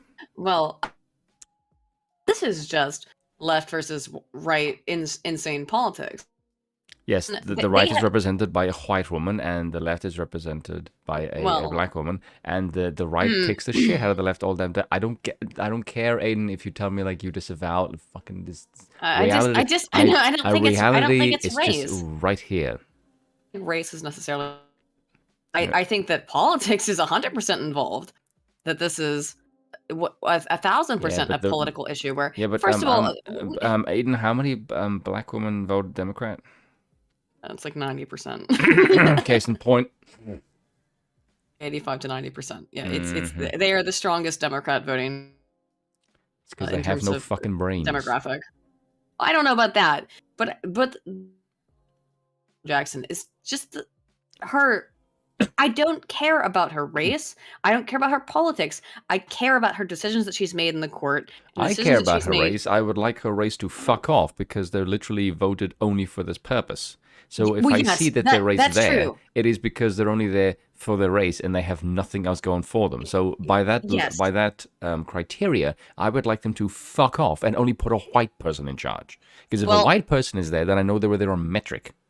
I do agree with you on that. In that the fact that she's black, that is an issue because it's thing. She's only in any of the positions that she's in her, she's only up for this spot in the and that's ridiculous. Particularly considering her insane history of being pro-pedophile. Her being a little bit pro-pedophile. Also, Michael Laturnu for $5 Canadian said, "Happy Easter, Aiden Spoon." He is risen. Yes, he is. Happy Easter to you, Michael. Yes, and may God you have is clearly pissed. Well, may you have a blessed Sunday, and I'm thank you so much for the 5. But I think God has flooded Democrats' sets with Democrats just to fuck them up. Speaking of the antithesis of blessed, you can't demonic. Not in this context. I'm not a biologist. The meaning of the word woman is so unclear and controversial that you can't give me a definition. Yes. That's a question I would like to throw out to other members of the panel, actually, because just like the 4-year-old can't answer what is a girl.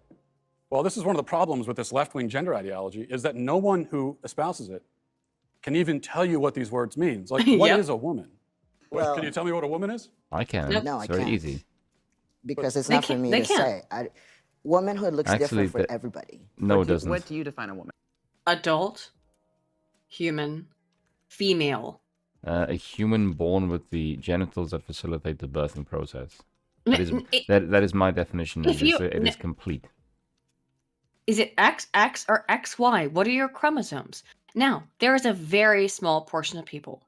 We know a different sort of chromosomal composition. So there are these outliers. It doesn't mean that they should be society, right? Do you know what I quite find funny? What? Is that XX is also what you would paint on somebody's eyes as a cartoon when they're dead. Look, when someone says XX, it's like I'm sorry. But what I find absurdist about this is that we have Probably quite a few things. But I wouldn't again, a lot of people here in the chat, and you and I both know yes. So even though we can have cool. Yeah, but even though someone can have, so he is part of a small portion of people, and it's like 1%, less than 1, something like points who have a chromosomal differentiation that makes them intersex, right? Well, they still have parts of their genetic structure or their presentation that makes them lean towards one or the other. But I don't understand why we would focus on this less than 1% of human beings. Harm them or forget about them in any way, but that the vast majority of people fall into this XXXY paradigm. And so while we shouldn't discriminate or anything against people who are intersex, the number of people who are intersex is so microscopic that it's absurd that they've ostensibly become the main inquiry of all of this debate that's happening. Yeah, but you know that's just a smoke politics. Screen. I know it. Of course it's a smoke screen. Yeah, 0.0018. Thank you, Keza. That we covered the Crowder thing too as well a couple weeks ago, because that was a very telling kind of interview. But why is it that we're focusing on this small portion of people, even though they are people and they should be treated with all the respect in the world? But why are we focusing on this small portion of people and then saying it should apply to this dude who's on the screen or lady? I don't even know what this person's. I honestly don't know. I don't know, but that thing is broken. I think it's probably, yeah, the way to describe it. Let's continue. Broken? Yeah. Yeah. An adult human female. And what Thank you. Yeah. Well, that's how do you define a someone with female reproductive organs. Okay. Someone who's, here's the thing: when you're female, it goes right down to your bones, your DNA. So that's why if someone dies, we could dig up their bones 100 years from now. We have no idea what they believed in their head, but we can tell what sex they were because it's ingrained in every fiber of their being. You stood up here and said trans women are women. Yes. They're not. Oh, by the way, who is funding the trans lobby, Commie Mark? I guarantee Jews. it's dude, disavow. I'll tell you What? who it is, though. It's literally Jews. Well, there might be some Jews in it, but No, this is like almost all Jews. Literally. all right. Well, I'll tell you my case on it. Disavow that. It's Wait, big that's pharma. not offensive. It's big pharma because Big they Pharma's make run money. by fucking Jews.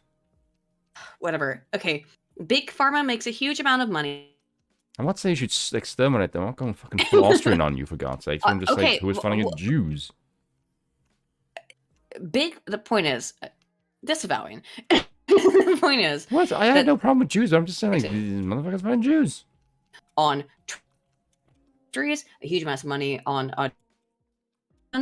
and so, of course, they a health disorder, and now they are reaping the rewards for the disorder.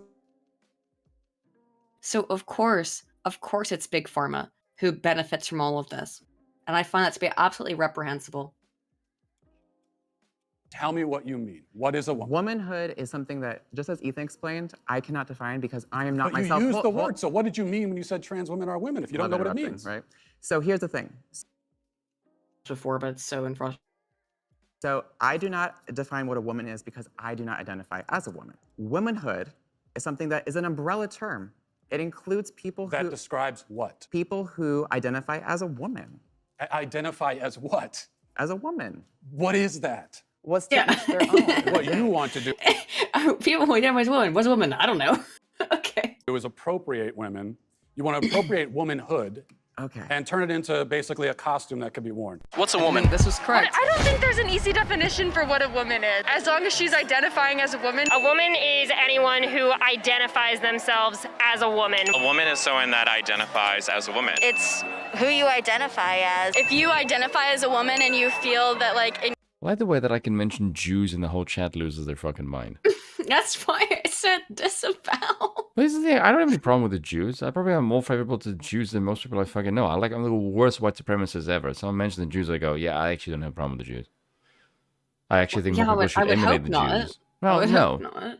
No, but there is a fair few of them that believe some dicey shit, but there's a fair few of... But there's a fair few white people and people of all races who believe in all kinds of dicey shit. Now, there's never been any white person that has ever believed in anything dicey ever. Like they're the pure race of only angels. I will give my opinion on the Jews and clip this if you feel. Get your clips ready. As long as you don't say it in German, you should be fine. No, the thing with Jewish people is that they're a very tight knit community. They help each other out, right? They're far more homogenous in that way than a lot of other ethnic communities in a lot of other across the many countries that they exist in. So for that reason, they help each other out, and they tend to be so close knit because I don't know, they've kind of been persecuted for like 1,000 close knit, and why they help each other out so much that they tend to gain higher degrees of success, which to outsiders, and by the way, it is nepotism. It is by definition nepotism, but.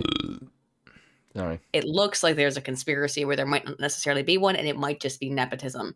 That's all I'll say about it. There's my clip on on Jewish people. Anywho. Someone does spoon Uncle Ruckus. Yeah, I do Uncle Ruckus in my spare time. And you're I'm a big fan of Uncle woman, Ruckus, that makes you a woman. I know. You know what that means. No one knows what it means. Uncle Ruckus is good people and very, very based. But it's provocative. He's also right about everything. Someone who has decided that they feel like a woman. The complete ability to be fully who I am in whatever space I want to be in. Being a woman means having the choice to choose what being a woman means to each woman. What is it? I can't believe so many of these. All of these people are retarded. No, they are. We're pretty much done with this. No, like literally all of these people are retarded. Okay. Yes. So, Spoon, I have a whole bunch more on the show to go. I mean, I'm down, but you tell me what you're feeling. Give me half an hour. An hour? Would you rather go into... So here we have some more... That's really depressing. Make me more of this retarded gender crap, because you know how I feel about these people. Fire. I had Jack Murphy's clip. Oh God, yes, give me Jack Murphy's fucking. Okay, but it's very long. Okay, Benjamin Boyce, who I have known for a long time, is stream. Let's watch on double speed if we can. If you guys didn't see this, Jack Murphy has returned. Hello, now, Benjamin. I want to be in the chat. This It's a fucking hour-long clip, Aiden. That's why I said. That's why I asked you about it. I will put Benjamin. Please. Benjamin is a super cool guy. Go. But this is really pushing my patience. An hour fucking clip. What's pushing your patience? An hour and a half long fucking clip. I'm gonna speed it up. But why are we watching this? Because it's hilarious. You said you want. I asked you Jack Murphy, and you said yeah. I don't know, it's this fucking long. Let's see how much we want to get through the distributors versus Sitch. No, I'm not going to do that because. Thank you, Brian, but it was rough. That was a really, really rough stream. It was very Here's the reason why I don't want to do that, because, no, I'm not one to diddle around the bush when it comes to these fucking things. The reason I don't like Adam and Sitch is because they can't conceptualize a worldview outside of the Yank view. Like, when you listen to them speak, like, you think in complete abstracts. Your worldview consists only in your head, in concepts. In the real world, their perception of politics is so far out of the fucking realm of reality. It is mind-boggling to listen to them. And the distributors did not do a good job of laying out what is the sort of groundwork for our worldview. There's one thing I would like to ask Sitch is, what the hell is the foundation of your land, morally? And I don't think he actually has an answer for that question. Because they're not Christian, they're atheists. And atheists don't have a good moral fiber for their society.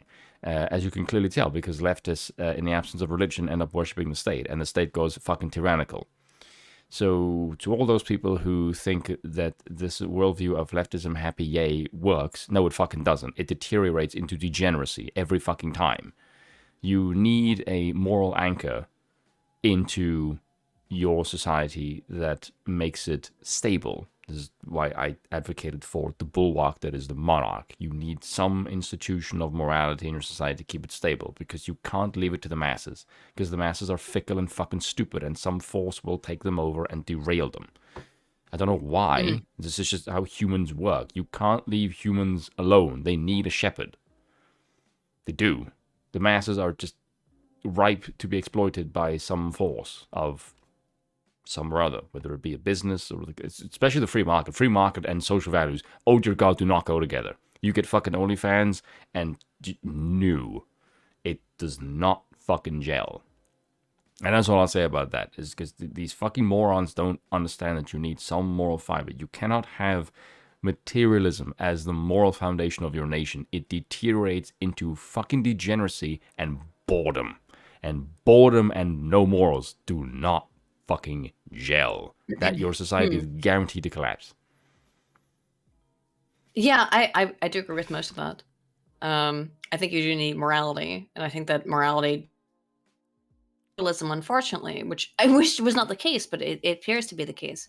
Also, George, happy birthday. Thank you so much for showing up, and happy birthday to you, man. I thought we'd just watch a little bit of Benjamin's video. Benjamin is a great guy. Again, I've linked his channel.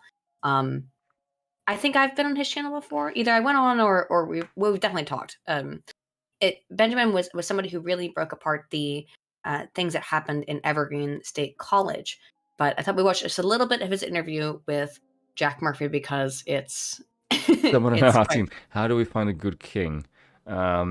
Pistols at dawn. It's always the question, though. It's always the question. Divine rights of kings in a hereditary monarchy. I think that could work in a different time of better morals, but I don't think yes, you can do that now. I'm aware of that, but unfortunately, no one's religious anymore besides a couple of us.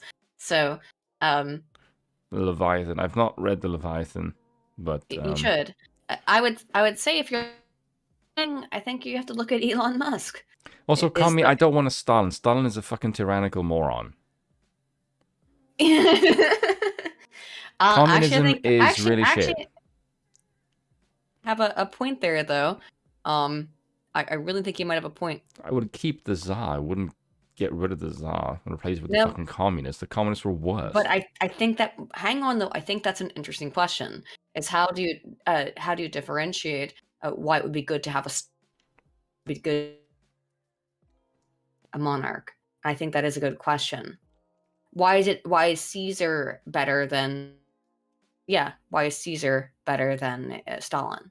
And the death That's a good question. Yes, I know, but we would have to. But hey, hang on. We're talking about actual, like, not meaning, but actual. Yeah, that is an actual answer. Okay, well, I'm trying to be a little bit more in depth than that, but let's watch a little bit of this. I don't know. I'll give you the TLDR on Jack Murphy. On Tim Pool's show all the time. He was a guy who, if you are not aware, he used to espouse. James Cliff. Yeah, but he used to espouse a lot of. He was in the kind of manosphere. He would espouse a lot of masculine energy kind of stuff, like how to be an alpha Chad. And then it came out that. And then it came out that he was busting all kinds of nuts. An actual cuckold who like set up meetings for his wife to meet with other dudes on Tinder, and then piss on her face when she would come.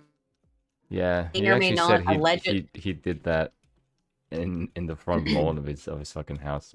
Yeah, and he may or may not, in terms of a book that he published, or that was published about him, excuse me, not that he published, but that was published about him, that he may or may not, allegedly, according to the book, have stolen hundreds of thousands of dollars from the DC school system to train people and stuff. Again, allegedly, I don't know. It's just what's published in the book. And his book that he sold himself is called From Democrat to Deplorable. And he seemed to have changed his life overnight from 2015 to 2016, from being a high tier degenerate leftist into being a trad con conservative. And by the way, I have no problem if you decide that you want to leave your own old degenerate life behind. But when you do it while trying to sell $99 a month subscription to your How to Be a Man club along with it, I have an issue. So we'll listen. I have this on 1.5 times speed. We probably won't watch very much of this. We'll watch a little bit of it. I have linked in the description Benjamin Boyce's channel. Please check it out. Watch the video for yourself. I highly suggest you watch the entire video from Benjamin Boyce. Now, again, just to reiterate the history here, after he was found out for this, he did things like trying to get Sydney Watson and Elijah Schaefer deplatformed from the Blaze by tweeting at Glenn Beck. By tweeting at Glenn Beck, by tweeting at YouTube about Jeremy from the Quartering. The second that, because all of his porn got found out, all his weird stuff, he tried to deplatform everybody. He tried to destroy everyone who just found out that he was a complete fraud, essentially, in terms of being and he had not really been open about what a degen he was before. If he'd just always been open about massive degen, I don't think that it would have blown up like this. But this was his first interview in like 6 months. So here it is. And again, please check out Benjamin Boyce. Benjamin has a fantastic channel overall. He has really fantastic conversations with all kinds of people and that you would not expect, people who've like detransitioned and stuff like that. Really, really great channel. Let's watch a little bit. Benjamin. Hey, Jack, how you doing? I'm all right, man. How are you doing? Pretty good. To see you. Yeah, good to see you too. Yeah, it's been a minute. It has been. I think we spoke in. So I've had this sped up because I don't want to. Do you remember those cartoons of like the pro-white thing that you showed me? Yeah. This guy sounds like the lead voice for that. Who, Benjamin? Yes. Benjamin? Yes. Benjamin's a really great guy. He sounds a lot. You listen to 10 seconds, so. Yes, but I can already identify a voice. Very intelligent human being. Just saying. In 2019? Has it been that long already? Holy cow. Yeah, the whole pandemic happened. That did happen. I think. You remember that. Just 2 more weeks. 2 more weeks with the masks, apparently. Oh, wait, are you guys still plane? 2 weeks on land? the plane? Oh, okay. No, they just announced that they may release the mask mandate on the plane in 2 more weeks. Just 2 more weeks, they said. 2 weeks. It's been the longest 2 weeks I've ever experienced, man. Yeah, man. I can tell you about that, too. Yeah. Since 2019, but we first talked in like 2017, 18. I think you went on Mike Peros's. You didn't go on. You went to his class. That's right, at Evergreen. And that was in the fall of 2017. Remember when Evergreen was like? Do I remember? Hot spot, man. Yeah, he remembers. If you guys don't recall what Evergreen State University is, it was that university in a whole bunch of. It was a giant protest over one teacher who was not even conservative, who just kind of slightly. Yes, Mr. Of the school. Yeah, I have a bunch of videos on the Evergreen stuff, and no one has more coverage and all in the overthrow of the university at Evergreen than Benjamin Boyce has an entire documentary series on it. Watch his documentary. No, Benjamin's who you want to watch. I have one video. Benjamin's got like 10. That was the one with Brett Weinstein. Yes, Brett Weinstein. Yes, came out of Evergreen. I'm sure people are familiar with that name, and if you're not, what the fuck is wrong with you? Man, yeah, it was. It had its moment. They're almost dead now. They did. They're about. Is it? Yeah, they're about done. Well, beautiful campus, nevertheless. Yeah, totally empty now. They really did a number. They doubled down, and then they kept on doubling down. Did they pay for it in student enrollment? Yeah, student enrollments. I think it's around 1,500. It's under 2,000, and they need to be at 4,000. But it just went away, and so they're just floundering. I don't know what they're going to do, but they're supported by the state, and the state's controlled by Dems, and the Dems really like the equity agenda, so they're trying to. No, it was my first or second video of Foxby too. Keep it afloat at all costs. Early on. Yeah. To truth and reason and reasonableness. Oh yeah, exactly. Those are the key words. Reasonableness. Yeah. What have you been up to? Oh man. Well, today I spent some time outside in the yard with my son. Yeah, sure is. Some gardening furniture and fixtures for the backyard. I will say, people have criticized Benjamin over this. Benjamin is a perfect interviewer. He knew that Jack did not want to talk about all the insane stuff that's happened over the last couple of years, a year and a half or whatever. Well, not even a year and a half, 6 months. But he does bring it up. He doesn't hold his feet to the fire in a way that would make him drop. He just is very erudite. He's a very good interviewer. letting him dig his own grave. And trust me, he's going to dig his own grave. Spring break. Oh, okay. Yeah, we've been trying to learn. One day we want to be out of the city, and the timing isn't right for that just yet. So until we can do that, we've decided to make our backyard into a farm. Just be clear, Jack, when he was on Tim's show, he was talking to Tim, and Tim was kind of criticizing him. To just like, why do you refuse? Like, why are you getting vaccinated? Why are you doing this? And he's like, well, I have to because I live in DC or in the DC area, and we have to so our kids can go to school. And now he's talking about doing the same stuff Tim's doing. Or you're gonna go out and do farm living. Well, that's curious that happened after you got criticized for vaccinating your kids and stuff. And no shame or harm to anyone who's done. But he was kind of like, talking establishment narrative. Again, do it thou willst and do what you think is right for you and what's good for your body. Critical even at the time. And so we're building all kinds of fixtures and chicken coops and getting hens. Wait, how many chicken coops are you making? Well, sorry, chicken coop, singular. Just like Tim, by the way. A handful of hens, and just doing it in the backyard, even though we're like right smack dab in the middle of the city. But it's fun, man. You get the kids out there, and other than that, man, I'm back to doing all the normal things, man. All the normal things, working with the liminal order, doing a podcast, working with my guys. Who have you been interviewing on your podcast?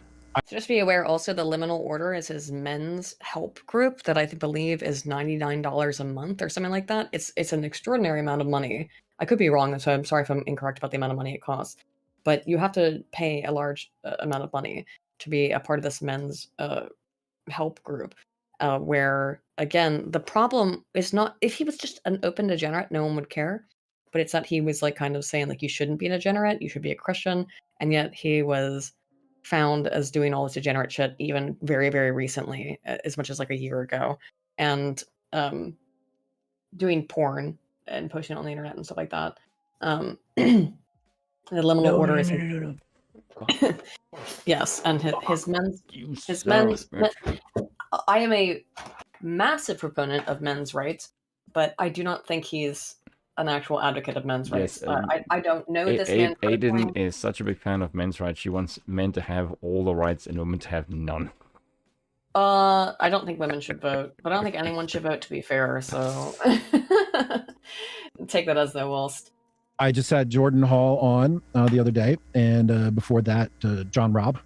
And I've got one in the can with Jeffrey Miller, and I've got Luke Burgess coming up to talk about his book Wanting, about Rene Girard and mimetic signaling and mimetic contagion, which is very timely. And it's good, man. I continue to do the deep dive stuff, which was really my interest in the first place, doing the deep dives, heavy, high level stuff, some abstract, some practical. But really, like, the best part about it was just reading a great book and thinking, man, I want to talk to the author, and then having the luxury of being able to talk to him for a couple of hours and pick their brain. You read and I'm like, hey, I got a question here. Oh, you just write it down. Get 2 hours with them. It's been great. And leading up to that, last year we had on Alexander Dugin right before all this craziness went down. Okay, I will say about Dugin, he's got some out there ideas. Okay, if you don't know who Alexander Dugin is a Russian nationalist who is pretty far right, though. Pretty extremist far right. Are we talking in the racial sense, or some racial far right stuff there? Okay. May retract some of the baseness, because I can't say anything. I'm far right. I would consider myself somewhat far right as well. Yes, but I'm not sure on Dugin's a little bit. I'll use it in the term Baka shit. How about that? Okay. Ukraine and Russia. So, we've been digging into the important hot topics on a deep level for a while. You've had Millerman on. I spoke with Millerman, and he's the Dugin scholar. He is. Yeah. He's the leading English-speaking scholar on Dugin, for sure. And I didn't get a really good, and I haven't read Dugin, so I didn't get a really good grasp on Dugin's philosophy. It was very different. It seemed like very different than anything I had encountered. It's very, not necessarily anti-liberal or anti-Western, but it seems kind of like it goes in that way. It's very critical. No, 100%.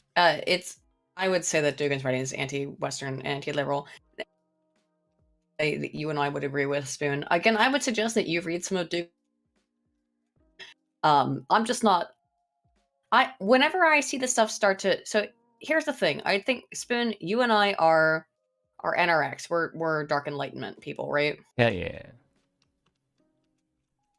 I think, at least I don't really like where that veers into the actual alt-right and the racial stuff.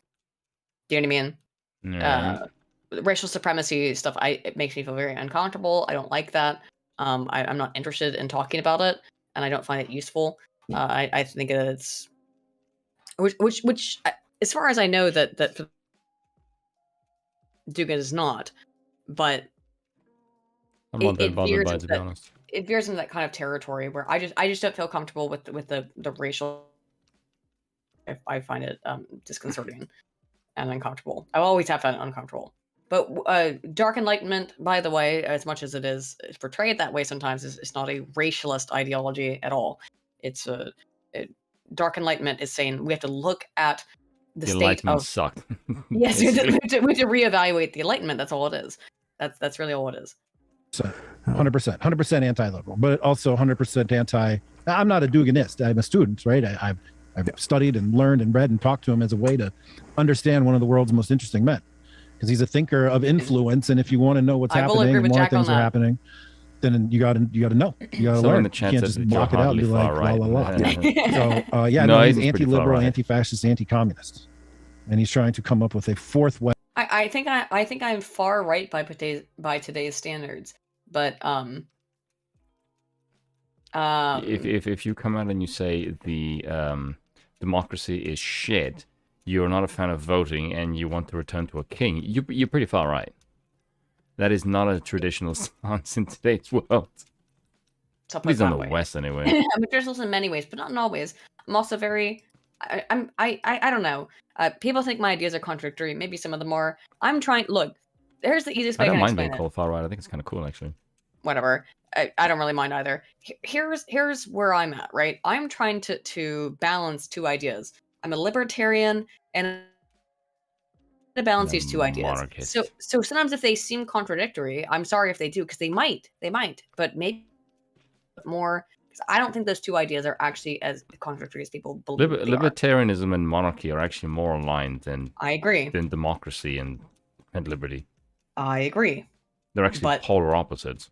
You have to think about that stuff a little bit more deeply than the immediate labeling to be able to understand why they are not contradictory, and that's too difficult for many people. Yeah, because they associate an absolute ruler with tyranny. That is the gut reaction from people, because they don't know anything. They've been conditioned into thinking the freedom comes from voting, and that is a fucking farce. That you get that out of your head immediately, because that's complete fucking rubbish. Well, Sebastian Planter, thank you. 10 years ago, I called Aiden Center. That's part of how the Overton window shifts. But in addition to that, I would say that my ideas and Spoon's ideas in terms of our advocacy and political philosophy towards monarchy, it's outside of the political spectrum. At least in the current paradigm, yeah. So we're advocating for an idea or ideas that are generally not accepted by the mainstream. No. So, but that's why I'm okay with being Dark Enlightenment. However, it's a curious thing that I really like Adam and Stitch a lot, and I consider them friends. But what I have noticed is that recently they have used the term neo-react. They have no fucking idea what that word means. To refer to anybody who like they don't agree with on the right, and it's like, hang on, guys, like neo-reactionary is a very specific kind of niche of different schools of thought that exist within a little box. And if you refer to anybody who disagrees with you as neo-reactionary, that's not a label. That's like calling everybody who disagrees with you a Nazi. So even though that word in the way that Nazis, I'm just saying that it's diminutive and it's reductive. Showing your ignorance, actually. I would say it's reductive. Let's put it that way. Yeah, but you're nicer than I am. I'm always nicer than you are. Fuck you, that's not true. Usually, yeah, I am. Right, that is neither of those three things. Did you get a sense of that fourth way? What it's comprised of or anchored by? Yes, it's anchored by Heidegger's concept of Dasein, which is, if I believe, and I'm not a Heideggerian nor a scholar, and this is one of the most complicated concepts in all philosophy, but my layman's take is that it's the state of being before one is even aware of oneself. And from there, he extrapolates from unique individuality of everyone's Dasein to... By the way, I want to just pause real quick. What's interesting here is that Jack he hasn't been online in like 6 months after he got totally exposed. He comes back on, he immediately just delves into philosophy, which is fine. And again, Benjamin does an amazing job of just kind of sitting there and letting him talk, which he always does with all of his interviewees. And again, why I highly recommend Benjamin's channel, because he always does this. He just lets the other person talk. Jack will talk himself into an insane corner, but right now it's weird how he's only talking about very deep philosophy. He doesn't want to, because obviously he doesn't want great civilizations. And he respects and says he respects, and there's continuity and symmetry throughout his thinking. It's congruent, rather, that he believes in the unique individual Dasein of each person, and then collectives, and then civilizations, and then their large spaces that they control. And in his model, he makes space for the United States and for Persia and China and the West. So Dasein is kind of like the character, the spirit, the soul, the personality, kind of the most elemental, fundamental part of being. Yeah. Okay. But again, Heidegger's complicated stuff. Even the most sophisticated Western philosophers are like, and then I really got to get to Heidegger at some point. Well, you can't interview him though. He's out. No, but just even trying to grasp, he's off the podcast. From what I hear. He is indeed. But Dugan is a Heideggerian, and he has built a congruent political philosophy off of was he on Gavin's show, Keebler? He probably was. The thing about Jack Murphy is that he somehow found his way everybody's sort of podcast circuit. I don't know how. Like, no one had heard of him, and then everyone had heard of him. I floated on Gavin McInnes's show. I'm sure he was a regular, if not, he was a regular guest, if not a near co-host, on Tim's show for like over. It was very regular. It's a total grifter. There's no other way I can describe it. Like, y'all are never gonna find some shit like this on me. I try run some grift about teaching people how to be men while I'm getting pegged or something. I mean, I guess I'm a woman, it would be different. I'm not gonna teach women how to be women while I don't know. Well, what's a comparable? You had many abortions. Yeah, I'm not going to talk about how to be a traditional woman while having had like a whole ton of abortions and. This is how you should get a man, by being a good woman. I am more scarred up than fucking Scarface. No. I mean, I said earlier, I'll be completely honest. Like I've taken that morning after pill because it was like condom breakage, and I was like, oh, with a partner in the past.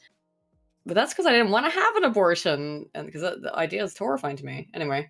But I wouldn't do it other way. So, a concept of philosophy that is well respected and regarded by a lot of people who are in the biz.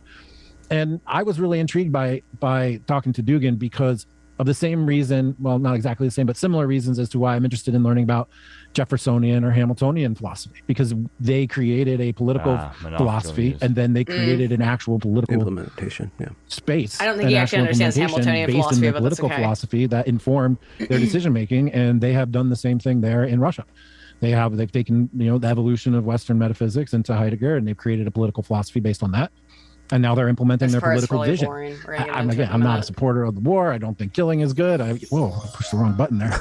I don't think. Was that your killing is not good sound? That's Pokemon right, exactly. found or something. Right, exactly. That's one of the presets on the Podcaster Pro. I just knocked it with my finger. And it's good to understand how people build political spaces based on political philosophy that has a root in the conversation of Western metaphysics. So it's relevant and it's exciting. And that those kind of conversations that I've had on the podcast are the things that I want to see are most Hassan exciting. trying to have this conversation. Jordan Hall does a lot of meta thinking. We're going to get does that overlap with what we were talking about with the... Not that I'm philosophical stuff, but it's not what anyone was interested in here to be. hadn't talked in like almost 6 months after being completely humiliated. I mean, I've seen his anus. Okay. His anus. I have no comeback to that. Well, it all came out. Sure did. Just putting it that way. Design and a fourth way are trying to get a grasp on the political and social order. No. I think if we dissect a few of the questions you just asked there out, we can say yes to one of them, which is trying to understand the current political and social order and trying to understand on a meta level what is happening. Jordan believes that the advent of social media and the internet and globalization, etc., is as fundamental a change as the printing press or fire or the wheel. And we're going through an incredible transition period, a liminal state, if you were. Oh, nice. in such a way that we don't know really where it's going. And the only thing that we could do is try to look at the signs and try to get a sense of what's emerging. Because the social coherence has been thrown out the window, and we're not operating on the same page. We're not all getting top-down direction. You know, he was one of the first people to put together the concept, the blue church concept. And he wrote an article back in 2015 or 16 that was profoundly impactful on me. Blue church? Yeah, blue church, red religion. Oh. The blue church being the top-down centralized information structure that created resonance and group coherence. And that was controlled. Think Walter Cronkite, think the professor at the front of the classroom, one to many, broadcast of one to many. And then the ability for the many. I don't know where it starts, but I might skip a little. I wanted to skip to where it starts to get into the actual conversation. I don't know where. Let's just start around here. We have to attract, keep, maintain, and then change attention. Like we're still in this attention economy. So I think it's happening within the framework of entertainment. And I don't think entertainment, I'm using entertainment as very broad, as in just things that people pay attention to. It's not like in a classroom where you're paying to get a skill, right? Where it's kind of pared down and kind of more legitimate, more structured, more exclusive because you have to pay and then you get a credit out of it. It should be more utilitarian, but pedagogy is changing over time to be more entertaining now because the kids don't pay attention to anything that's not. Well, we have to. The whole big thing about pedagogy is that pedagogy now is basically just entertainment light because kids. I've heard that phrase before. What? Pedagogy. Pedagogy means teaching. Okay. The art and science of teaching. I think I heard James Lindsay say it. I'm sure he has. James Lindsay was a pedagogue. I think he might still be to some degree. I don't know if he's still teaching. Pedagogy is the art and science of teaching, right? So he's talking really fast because I have it up. I have it sped up, guys. Pedagogy is that, making it funny. I'll tell you this. Even from when I was teaching in college, now 5 years ago, you'd be standing there in front of a hallway full of students, auditorium, full of students, and half of them, when you're teaching be teaching in front of 30 students in a small class, and half of them are sitting there 4 or 5 years ago now that this is happening to me. And if it's happening to me, trust me, it's happening to regular professors as well. Maybe not as much, but they're sitting there on their phones because if you don't constantly entertain them, expose them to stimuli, then they're going to get on their phones. Even if you have like a no phone use, and trust me, because I did this in the classes that I taught, was like, no phone use, they do it anyway. And then if you take the phone away, they'll be like, because they're not in high school anymore, and they know they don't have to listen to you, so they don't have to give a fuck. They can just tell you to go fuck off. Now, of course, you can fail them, but then when you fail them, here's the fucking shit that happens. Oh my... Because I experienced this. Kid shows up to your class every goddamn fucking week. Every day, every week. Sits there on their phone the whole time. Doesn't pay any fucking attention. Fails their fucking test. And then you tell them, don't use your phone. Please fucking stop. You're not class. They every goddamn fucking week. They keep fucking doing it. You say, please stop. They fail their test. Then what happens when they fail their test? Oh, I get a phone call from their fucking dad or mommy saying, excuse me, why is little so in their class? And I said, well, because they failed their test. And they're like, well, they need to be able to retake it. Well, guess what? At my university, we allowed them to retake the test once. So they were allowed to retake the test. They failed it that time, the second time, and I have had this happen to me, they would be like, well, what did you do wrong to teach them incorrectly? Because Timmy sat there and used his phone for an entire fucking semester. That's why. Sat there on fucking Instagram and Twitter. Fucking pay attention in class. That's why he failed. But it's on my ass when he didn't pay fucking attention. I'll say things I'm not supposed to say. Fuck. Entertaining, right? It's all in the bubble of attracting, keeping, and then changing attention. I think there's a part of me that recoils from the idea of the entertainment, but then I think, okay, there in the old days, people, I don't watch TV, I just watch PBS, right? There's like tiers to it, right? Yeah. So sure, it's entertainment in the sense that you need to capture people's attention. I feel like I've tried to put out a signal and just use that as a way to attract people. And in fact, and maybe this is where we're going here, but do that, I feel like I accidentally spilled over into the more entertainment-y part of the universe that I didn't really know that I was getting in there, and I didn't really want to be there, right? Because I'm a writer first. I'm a creative first. Oh, are you? I've been a musician. I've always written. I've got literally stacks of. I've seen some of your work. You are certainly creative, Jack. That's for sure. Leather-bound journals filled with notes and scribbles, and I've written a book, and I've written 100. I have many leather-bound books. Leather some things. I don't know about books. That's a fucking Anchorman quote. Blog articles and whatever. I have an uncontrollable urge to just express myself. So I'm going to be Ron Burgundy. There is so many things he says that are laden with joke potentials. But he the thing you'll notice, he can never accept that he's been brought down on any level. No, he has to. Yeah, he has to. When again, everyone's seen your butthole, dude. And everyone's seen it get penetrated. I have been producing it. I have been putting it out. I mean, I released a record once that sold 50 whole copies, and I think I probably gave them all away. Was it like a comedy record? You were drunk on 4th Street bar or something, and my first underground dance record back in the 90s. Wait, a dance record? Yeah, man. I was a DJ and a producer, and I eventually did some good for-pay work. But yeah, my first one, I just put a studio together, and this is back when you could only do 8-second samples, and that was crazy. You could record 8 seconds digitally. Holy cow! So is there something similar to it, in the genre of dance music? What kind of dance? House music. Okay. Oh, so just you're at a party and a lot of beats. Yeah, like DJ nightclub stuff. Okay. And so this was early 90s. Right, so I guess the first time I went out to a club like that was in '92. Well, I like house music. By '96, I was a professional DJ. I was traveling around the country playing records. Oh wow! So I just have this, like I said, and I cannot stop producing creatively. It just comes out. So I think that the interviews, the podcast, and things like that is just me pursuing my inevitable desire to create and to be inquisitive. Butthole. The idea to turn myself into a brand or as attract people through a created persona never crossed my mind. I mean, the notion of personal branding certainly did, but to create something that wasn't me, probably not.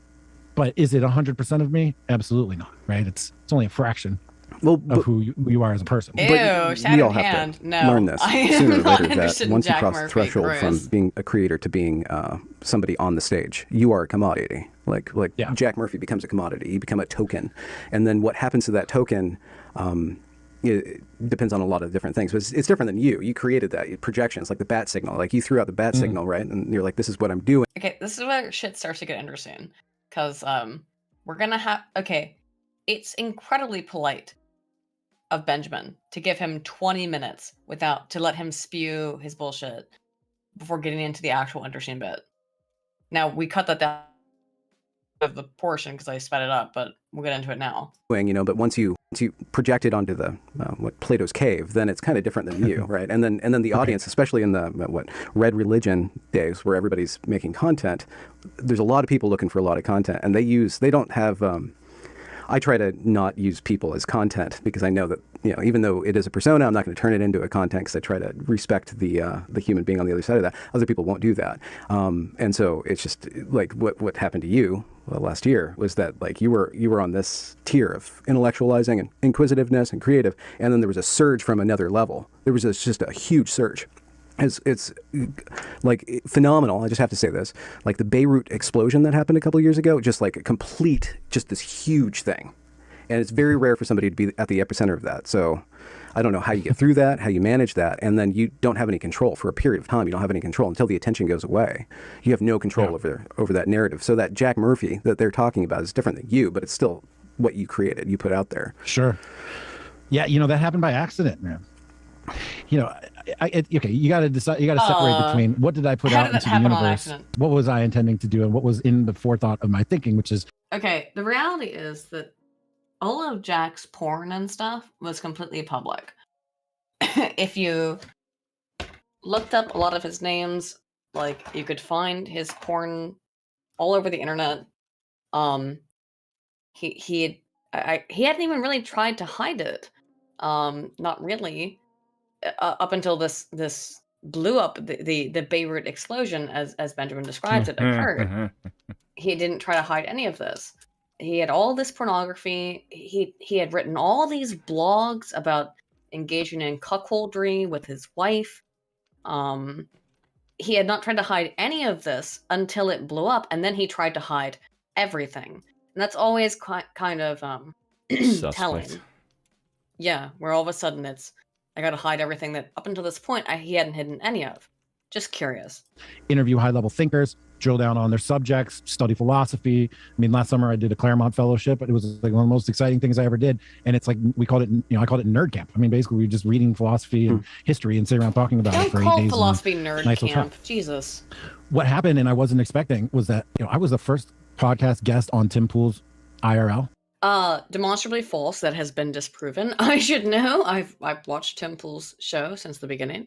Oh, and one other thing that I was going to bring up today that we won't get time to go into, that I will, is that Tim had to cancel his event that he was doing in Nashville because there were death threats given against him, and people are now saying, "Do you mind just bringing this up? This up on the screen real quick?" Because it's kind of related. All right. So, just to have, Tim was supposed to do some kind of meet up with fans and that kind of thing, and there were death threats, credible death threats, according to Daily Wire and according to other people. Apparently even according to like the FBI or whatever, I don't know, that there was a credible death threat against people, that people were saying they were going to show up and do some stuff in Nashville. I don't know if this is true, but what I can say is, having been at Tim's, at previous events with Tim, when he and I were at Mythicist Milwaukee back in 2019, we went out to a bar after the event. Now, we chose this bar. It was outside of the city. It was outside of the general area. And people found out, the activists found out about which bar we were going to go to. And there was a line of police down the entire road. Like, if people like myself, Sargon, Count Dankula, Tim Pool, these are the kind of people who were there. And I remember walking down the street to go to the bar. There's that Nazi bitch. There's that Nazi at me, and that kind of stuff. And try to like throw shit at me, but there was a police line just for us to get to the bar. So I want to be clear about this, is that these are really serious fucking problems that these events have. Okay? You can't have just a meeting or meetup of... So I went to I was at the Nomos Birmingham event just last month, and that was fine, but it was a very, very small, very quiet meeting of people who are sort of NRX type people. But by the way, I wasn't scared at the time because there were cops all around. But it was scary when people are calling me a Nazi and saying, like, there's that white supremacist Nazi right there. There she is. That's kind of scary. And by the way, they did destroy the bar that we went to several days later. After we were there, several days later, they went and destroyed the bar. Do you know who another person who was there was? Oh shoot, what's his name? My name's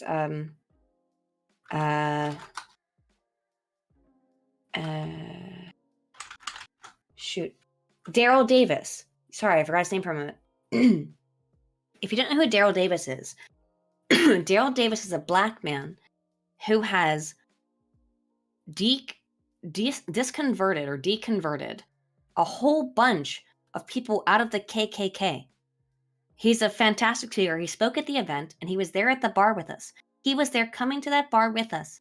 A man who he has collections of KKK robes that people who have left the KKK have given to him, saying, I've known you as a friend now, and I know that I'm so upset by the things that I believed and did as a member of this organization, and I want you to have my robe to do whatever, you burn it, whatever. And he holds on to them. He's such a cool dude. He was at that bar with us, and there were people out there shouting Nazi, KKK, racist, at Daryl Davis, at myself, at Tim Pool, at Count Dankula, and at Sargon. You know, that's how these people are. They're truly fucking evil, dude. They don't care about anything. Those Tim got in trouble because people want to destroy him. Anyway, continue. Like his very first guest he ever had, and that you were not the first guest he ever had, dude. Was back in 2019.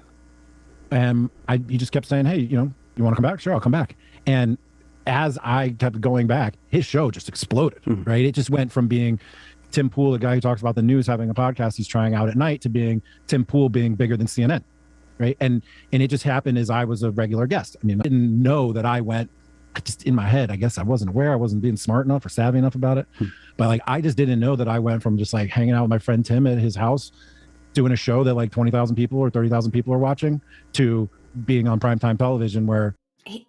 Even though he kind of denies it, you can tell here, Spoon, right? That he thinks he's in part responsible for Tim's show blowing up. Do you agree or disagree? Spoon? Oh no, that he died. Spoon! I might have gone to the bathroom or something. Well, anyway, I think that the way that Jack described that is that he thinks that he contributed largely to Tim's success, which is, I do not agree, is why Tim was already very famous before him. Tim did not need Jack Murphy whatsoever.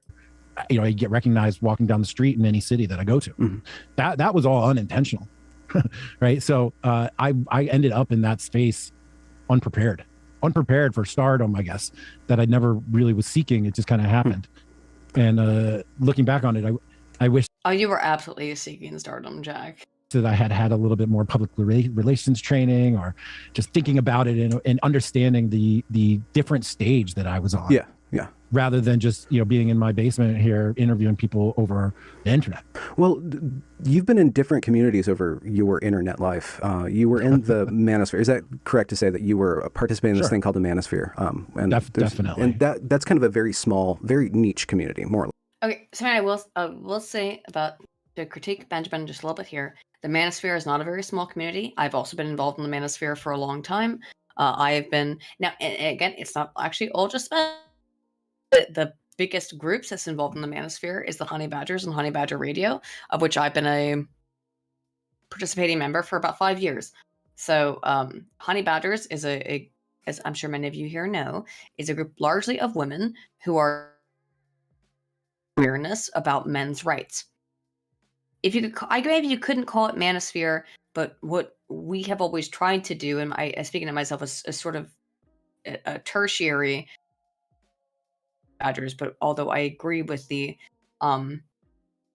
with their belief system and what they're trying to do, is that we want to raise awareness about how men are mistreated by the system, particularly in the United States, the legal system, particularly in the United States, where they're denied basically human rights. So, yeah, Denim, it's about 5 years. It might be about 6 years now. I've always been I would consider myself a men's rights advocate, not an activist, because I'm not an activist-y shit, but advocate I am absolutely. So just to be aware that that manosphere is not super niche and doesn't include women as well. Less, right?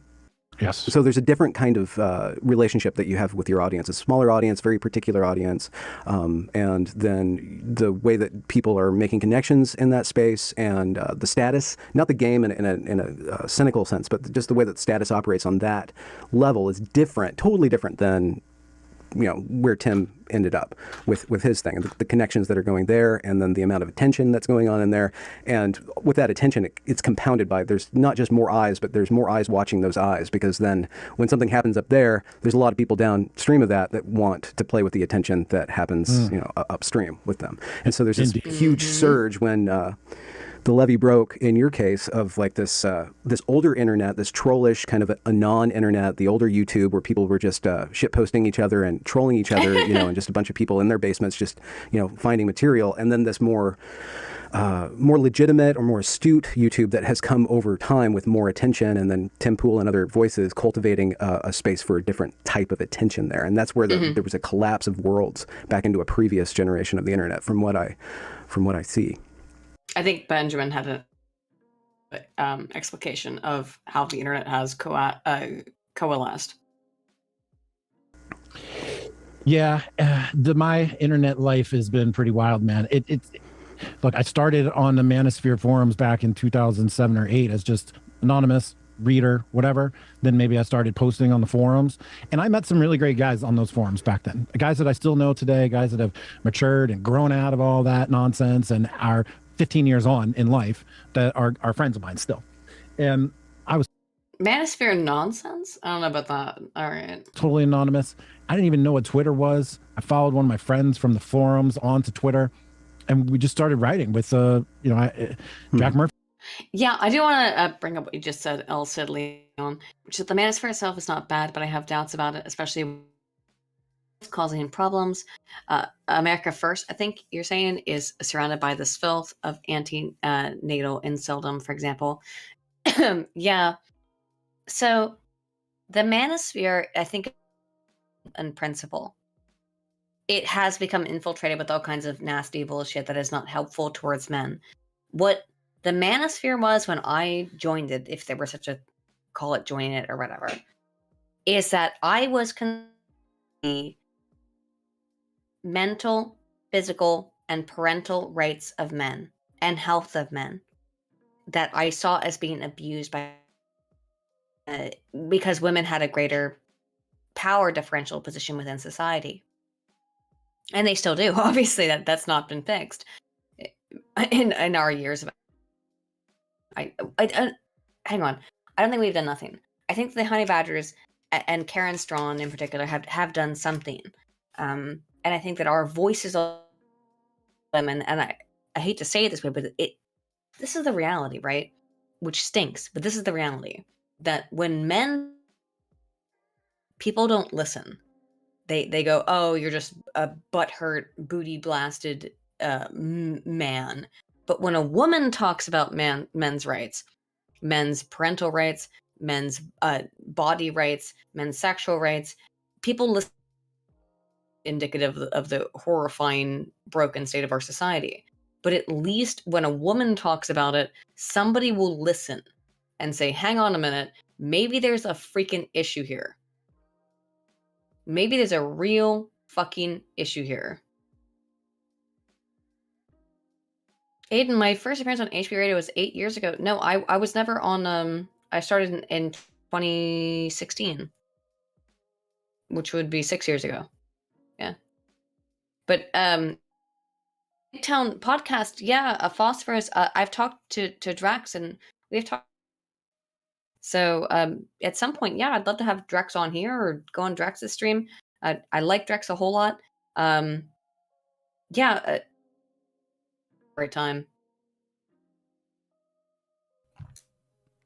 The Juden. All right, let's continue.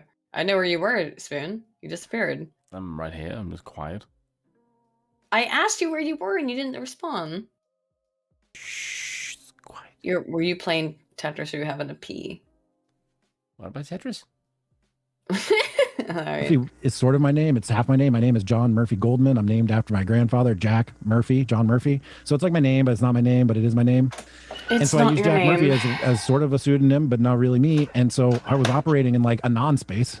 Yeah. And then, by the way, I don't mind people using pseudonyms or anything like that, but he's being weird about it, which I don't understand why he's got to be weird about it. Just be like, your name's John Goldman. It's not Jack Murphy. Just be aware of it.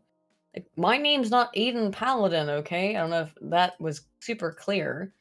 Like, people know my fucking names. I don't really mind. Mine is Spooner. That's trademarked. Well, I know some of your name. I guarantee I've figured it out. You know it. Yeah, I have. No, you haven't. But yes, I have. I'm real close. Not silence Welshwood. I'm so close to it. Mm-hmm. I'm so close. This is a game. But like, yeah, okay, my name's not Aiden Paladin. People know my name. I don't really care. I've been doxxed, so I don't care. My name's Becca Ford. I don't really care. I know. I've been way past, and I've been doxxed for like 3 years. They're fine. It's not like I would be like, this would be weird. This would be like me being like, hello, my name's not really Aiden Paladin. In fact, my name is this other thing. Well, obviously, duh. then it's Silly. like edgy, just say whatever you want. We're just talking shit. Like nobody's really listening, right? It's like a small, totally small community, hundreds maybe of people, maybe thousands of people. And you'd get 100 views or something. And you'd be like, sweet, that was awesome. Yeah. And, then I got doxxed in 2018. And so that's when my personal life and the pseudonymous life got collapsed. Yeah. And so that's when my like upstanding, normal, white collar professional job of being a charter school executive and working for a charter school advisor, like a regulatory body, that got collapsed with shit posting manosphere world, where you're just saying things to get a rise out of people. Maybe you believe it, maybe you don't. It's just fun. We're having fun. And then all of a sudden, that's like, boy, everything you said back then in 2015 that's your gospel truth, and that's who you are. Yeah. And Thank so you, that's Cosmic. so I got fired out of my job. Thank you, Cosmic. Dogaran, Cosmic Dogaran for 2 said, use this to legally change your name to Aiden P. By the way, I've changed my last name, so it's not actually that anymore. But also, y'all spell my first name wrong. Spell it the Jewish way. But it's fine. I thought people knew this, but yeah, that's my name is Becca Ford. That's my legal name. It was my birth name, my birther name. But yeah, he's just being weird about it. At this point in time, everyone doxing is just something that happens. You gotta get over it a little bit. Job then. And at that time, man, my prospects for like yes, and Spoon's real name is Adolf. Yes, professional world seemed pretty dim when you're called a racist, Nazi, whatever. And some of your posts that you think are just fun, anonymous, half true, maybe all true, whatever, not meant for public consumption, really, because nobody's listening, get tacked on to your LinkedIn profile. It's tough. And so at that time, I just was like, okay, I have a small, like single digit thousands Twitter following. Like, well, let me see what I can do with this. And so I rode with Jack Murphy. I'm not Jewish. My mother wanted the Hebrew spelling of the name because she is very religious. Her father was a Lutheran. Her father was a Lutheran minister. She wanted the traditional spelling of the name. So I have the Jewish spelling of my name is how you spell it. That's all. My mom's father again was a Lutheran minister. Totally that's Jewish. Why I have a Jewish spelling of the name. I'm not Jewish. Totally Jewish. Everyone on the internet thinks I am, but I'm not. Jew. I do know. I did spend a lot of time in college studying Jewish history and stuff and totally mythology. Jewish. But... And so Jack Murphy's dragging with it things from the original doxing, some other things that happened, and I go from this like niche manosphere place, which is really a place that only you should pass through if you need to. It's not a place where everybody should go, and it's definitely not a place for anybody to stay. right? Totally Jewish. It's a phase in life. Grief and with that, hopefully. Everyone and thinks I guess through my hard work and diligence. No, hang on. And Now I gotta think, fucking hang on. Now I gotta fucking deal with this. 'Cause, Jew. like half the people on the internet think I'm Jewish. I'm not. It's literally just my Jewish. Stop it. All right. Jew. I'm not. But I'm not. I'm Lutheran. Jew. Oh, oy vey. I'm not though. It's Liar. fine. Jew. Oh, now, I'm gonna get in trouble now. Well, you can't criticize me then, I guess, right? What a fucking bad. Oh well, fuck. The only people I don't criticize are Austrians. Ew, what a weird group to not criticize. respectable voice, the Austro-Hungarian asking good Empire. questions, of a racist consumer, of the right kind of content, Not after, putting like, it together, post-1930, synthesizing it, and like being very diligent about the podcast guests that I've asked to come on. You know, in just a matter of years, I go from being an anonymous ship hoster in the manosphere to interviewing the the chief of staff of the Department of the Defense and world-leading philosophers and top academics in the world, and it's crazy, actually, when you really think about it. Yeah, no, not Jack, to because you were lose the thread, but it goes back to what we're saying about like the information landscape or the information exchange landscape, and how that it's not just information, it's persona, it's the human being, the way that you can do a transit from a tiny little subreddit into an actual legitimate voice, or a voice that's speaking to people who have power in the real world. Is you don't know how short the distance is between those two places, and so you don't know how to scale your behavior or how you reconcile behavior that's I'm not going to say appropriate, but attenuated to this environment to a completely different environment with a My mom loves the book/movie Rebecca. That's why I have my name. That's it. different set of rules or consequences, let's say. And then how do we go back and see the human being as somebody who can change over time and understand the propriety of these different environments? Or do we always have to be constantly have our nose clean or constantly anonymous? Is that the only that I other don't option? say what Or your name is there a way for us to understand how human beings operate in this brave new world? Yeah, into how you contextualize your behavior. Say your name. So I used to call this platform power and platform responsibility. Like, as the platform grows, you have different responsibilities. The things that you can say when you've got 50 Twitter followers or a blog that no one reads for fun is entirely different than what you can and should be saying if you have 150,000 followers and millions of people are watching what you're doing and saying. I think that's true. And you comport yourself differently in the privacy of your own home, and then with your family, and then with your community. I mean, sure, there's congruent value systems, but you still. That's not my real name, by the way. I mean, it's like you come home and you take your shoes off, right? Like, yeah, it is. I figured it if you're out. at your home on the internet and you can take your shoes off and you do, well, that's great. I figured it out. But hang on, I'm fun. Yes, okay, it's something Michael. It's something dash Michael. We figured that part out. No, it's not. Michael. Yes, it is. No. You lied to me. Yes. Okay. All right, John Michael. That is not my real name. Okay. You got so that I had to drop your dogs. that actually isn't my real name, so Mm-hmm. it's actually not. Swear my life, that is not my real name. Is it James or John Michael? It's neither. It's something Michael. No. George Michael. No, that's the name of a singer. That's how I got to George. That's how I got to John Michael, because I asked him if his name was George Michael, and he was like, "It's very close." No. Now he's just nah. It's not John Michael. That is not my real name. Okay. I'm sure you're figure it out. Oh, how dare you! It's very anti-Semitic of you.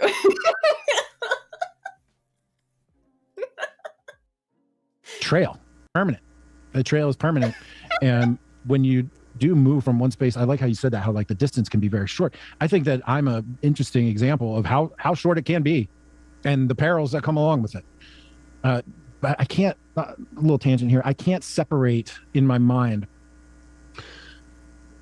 what I should or shouldn't have done differently. Yes, I know there are a lot of things I wish I didn't do. But then again, were the things that I shouldn't have done the ones that shorten that distance?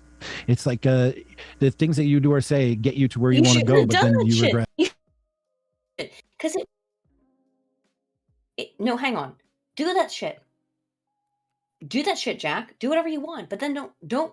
The problem was you reframing yourself as a masculine icon. That's the entire issue. No one cares if you're a degenerate. Just be honest about it.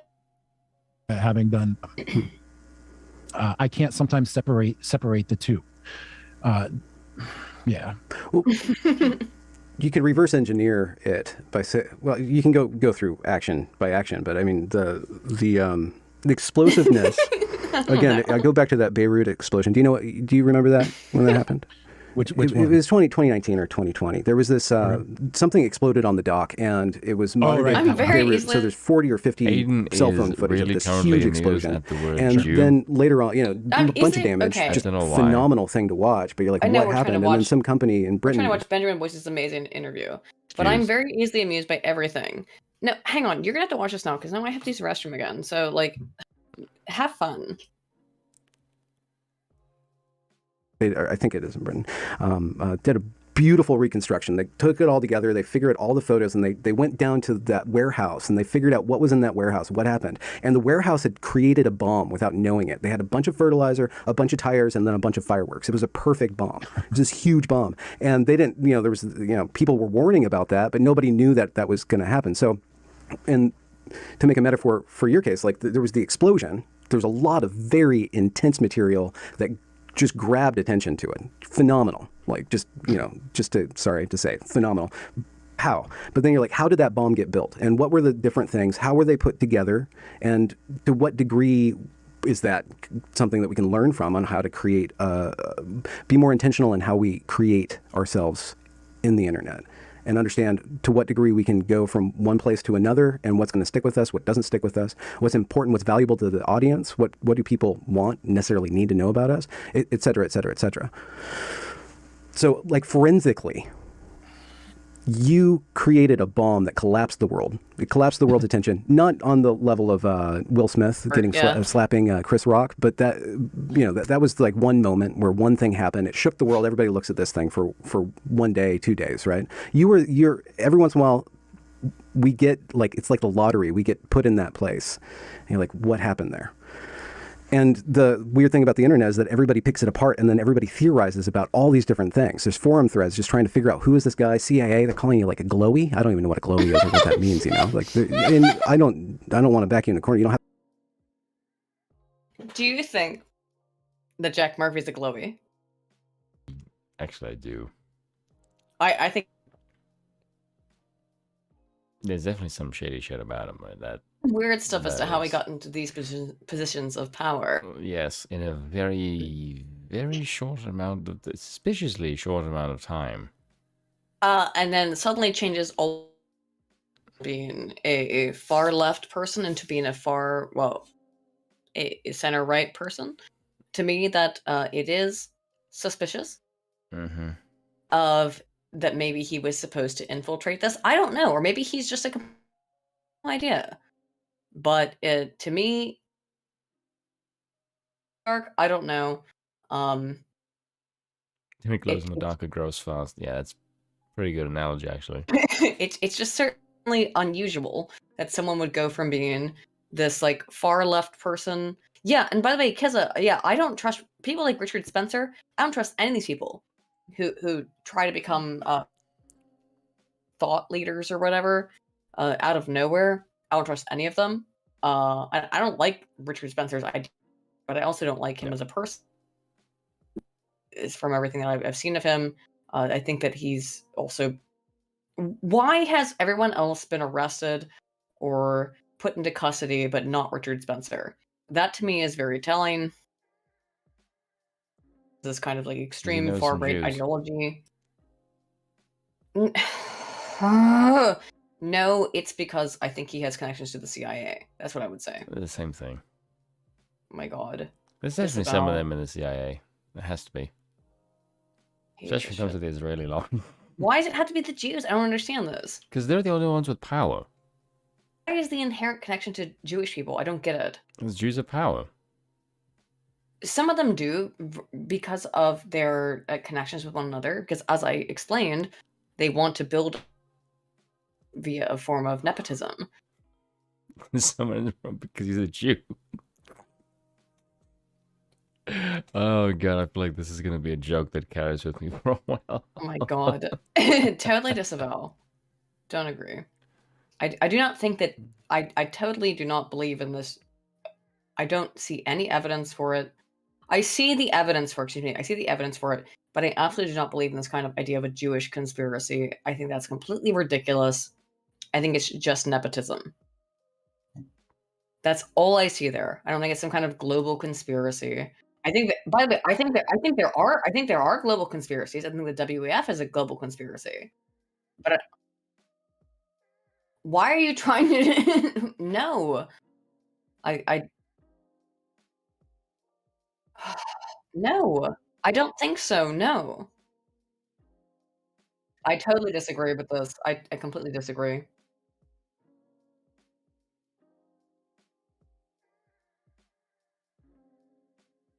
Is it nepotism? Yes, but it depends on if you're calling nepotism a conspiracy. Right, exactly. So, whatever. Let's continue. I actually of this video because I don't want to steal content from Benjamin. Two more things before we go to bed. Let's do two more things before we go to bed. Okay. Oh, you want to go to bed now? I want to talk about Ukraine because I have two clips, two links. And I was gonna do something about Elon. I have two clips about Ukraine, two clips about Elon. Okay.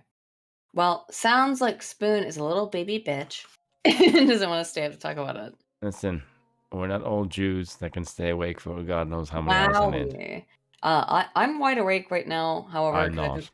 Because I took some caffeine. What do you call it? My G Fuel powder to wake me up a little bit.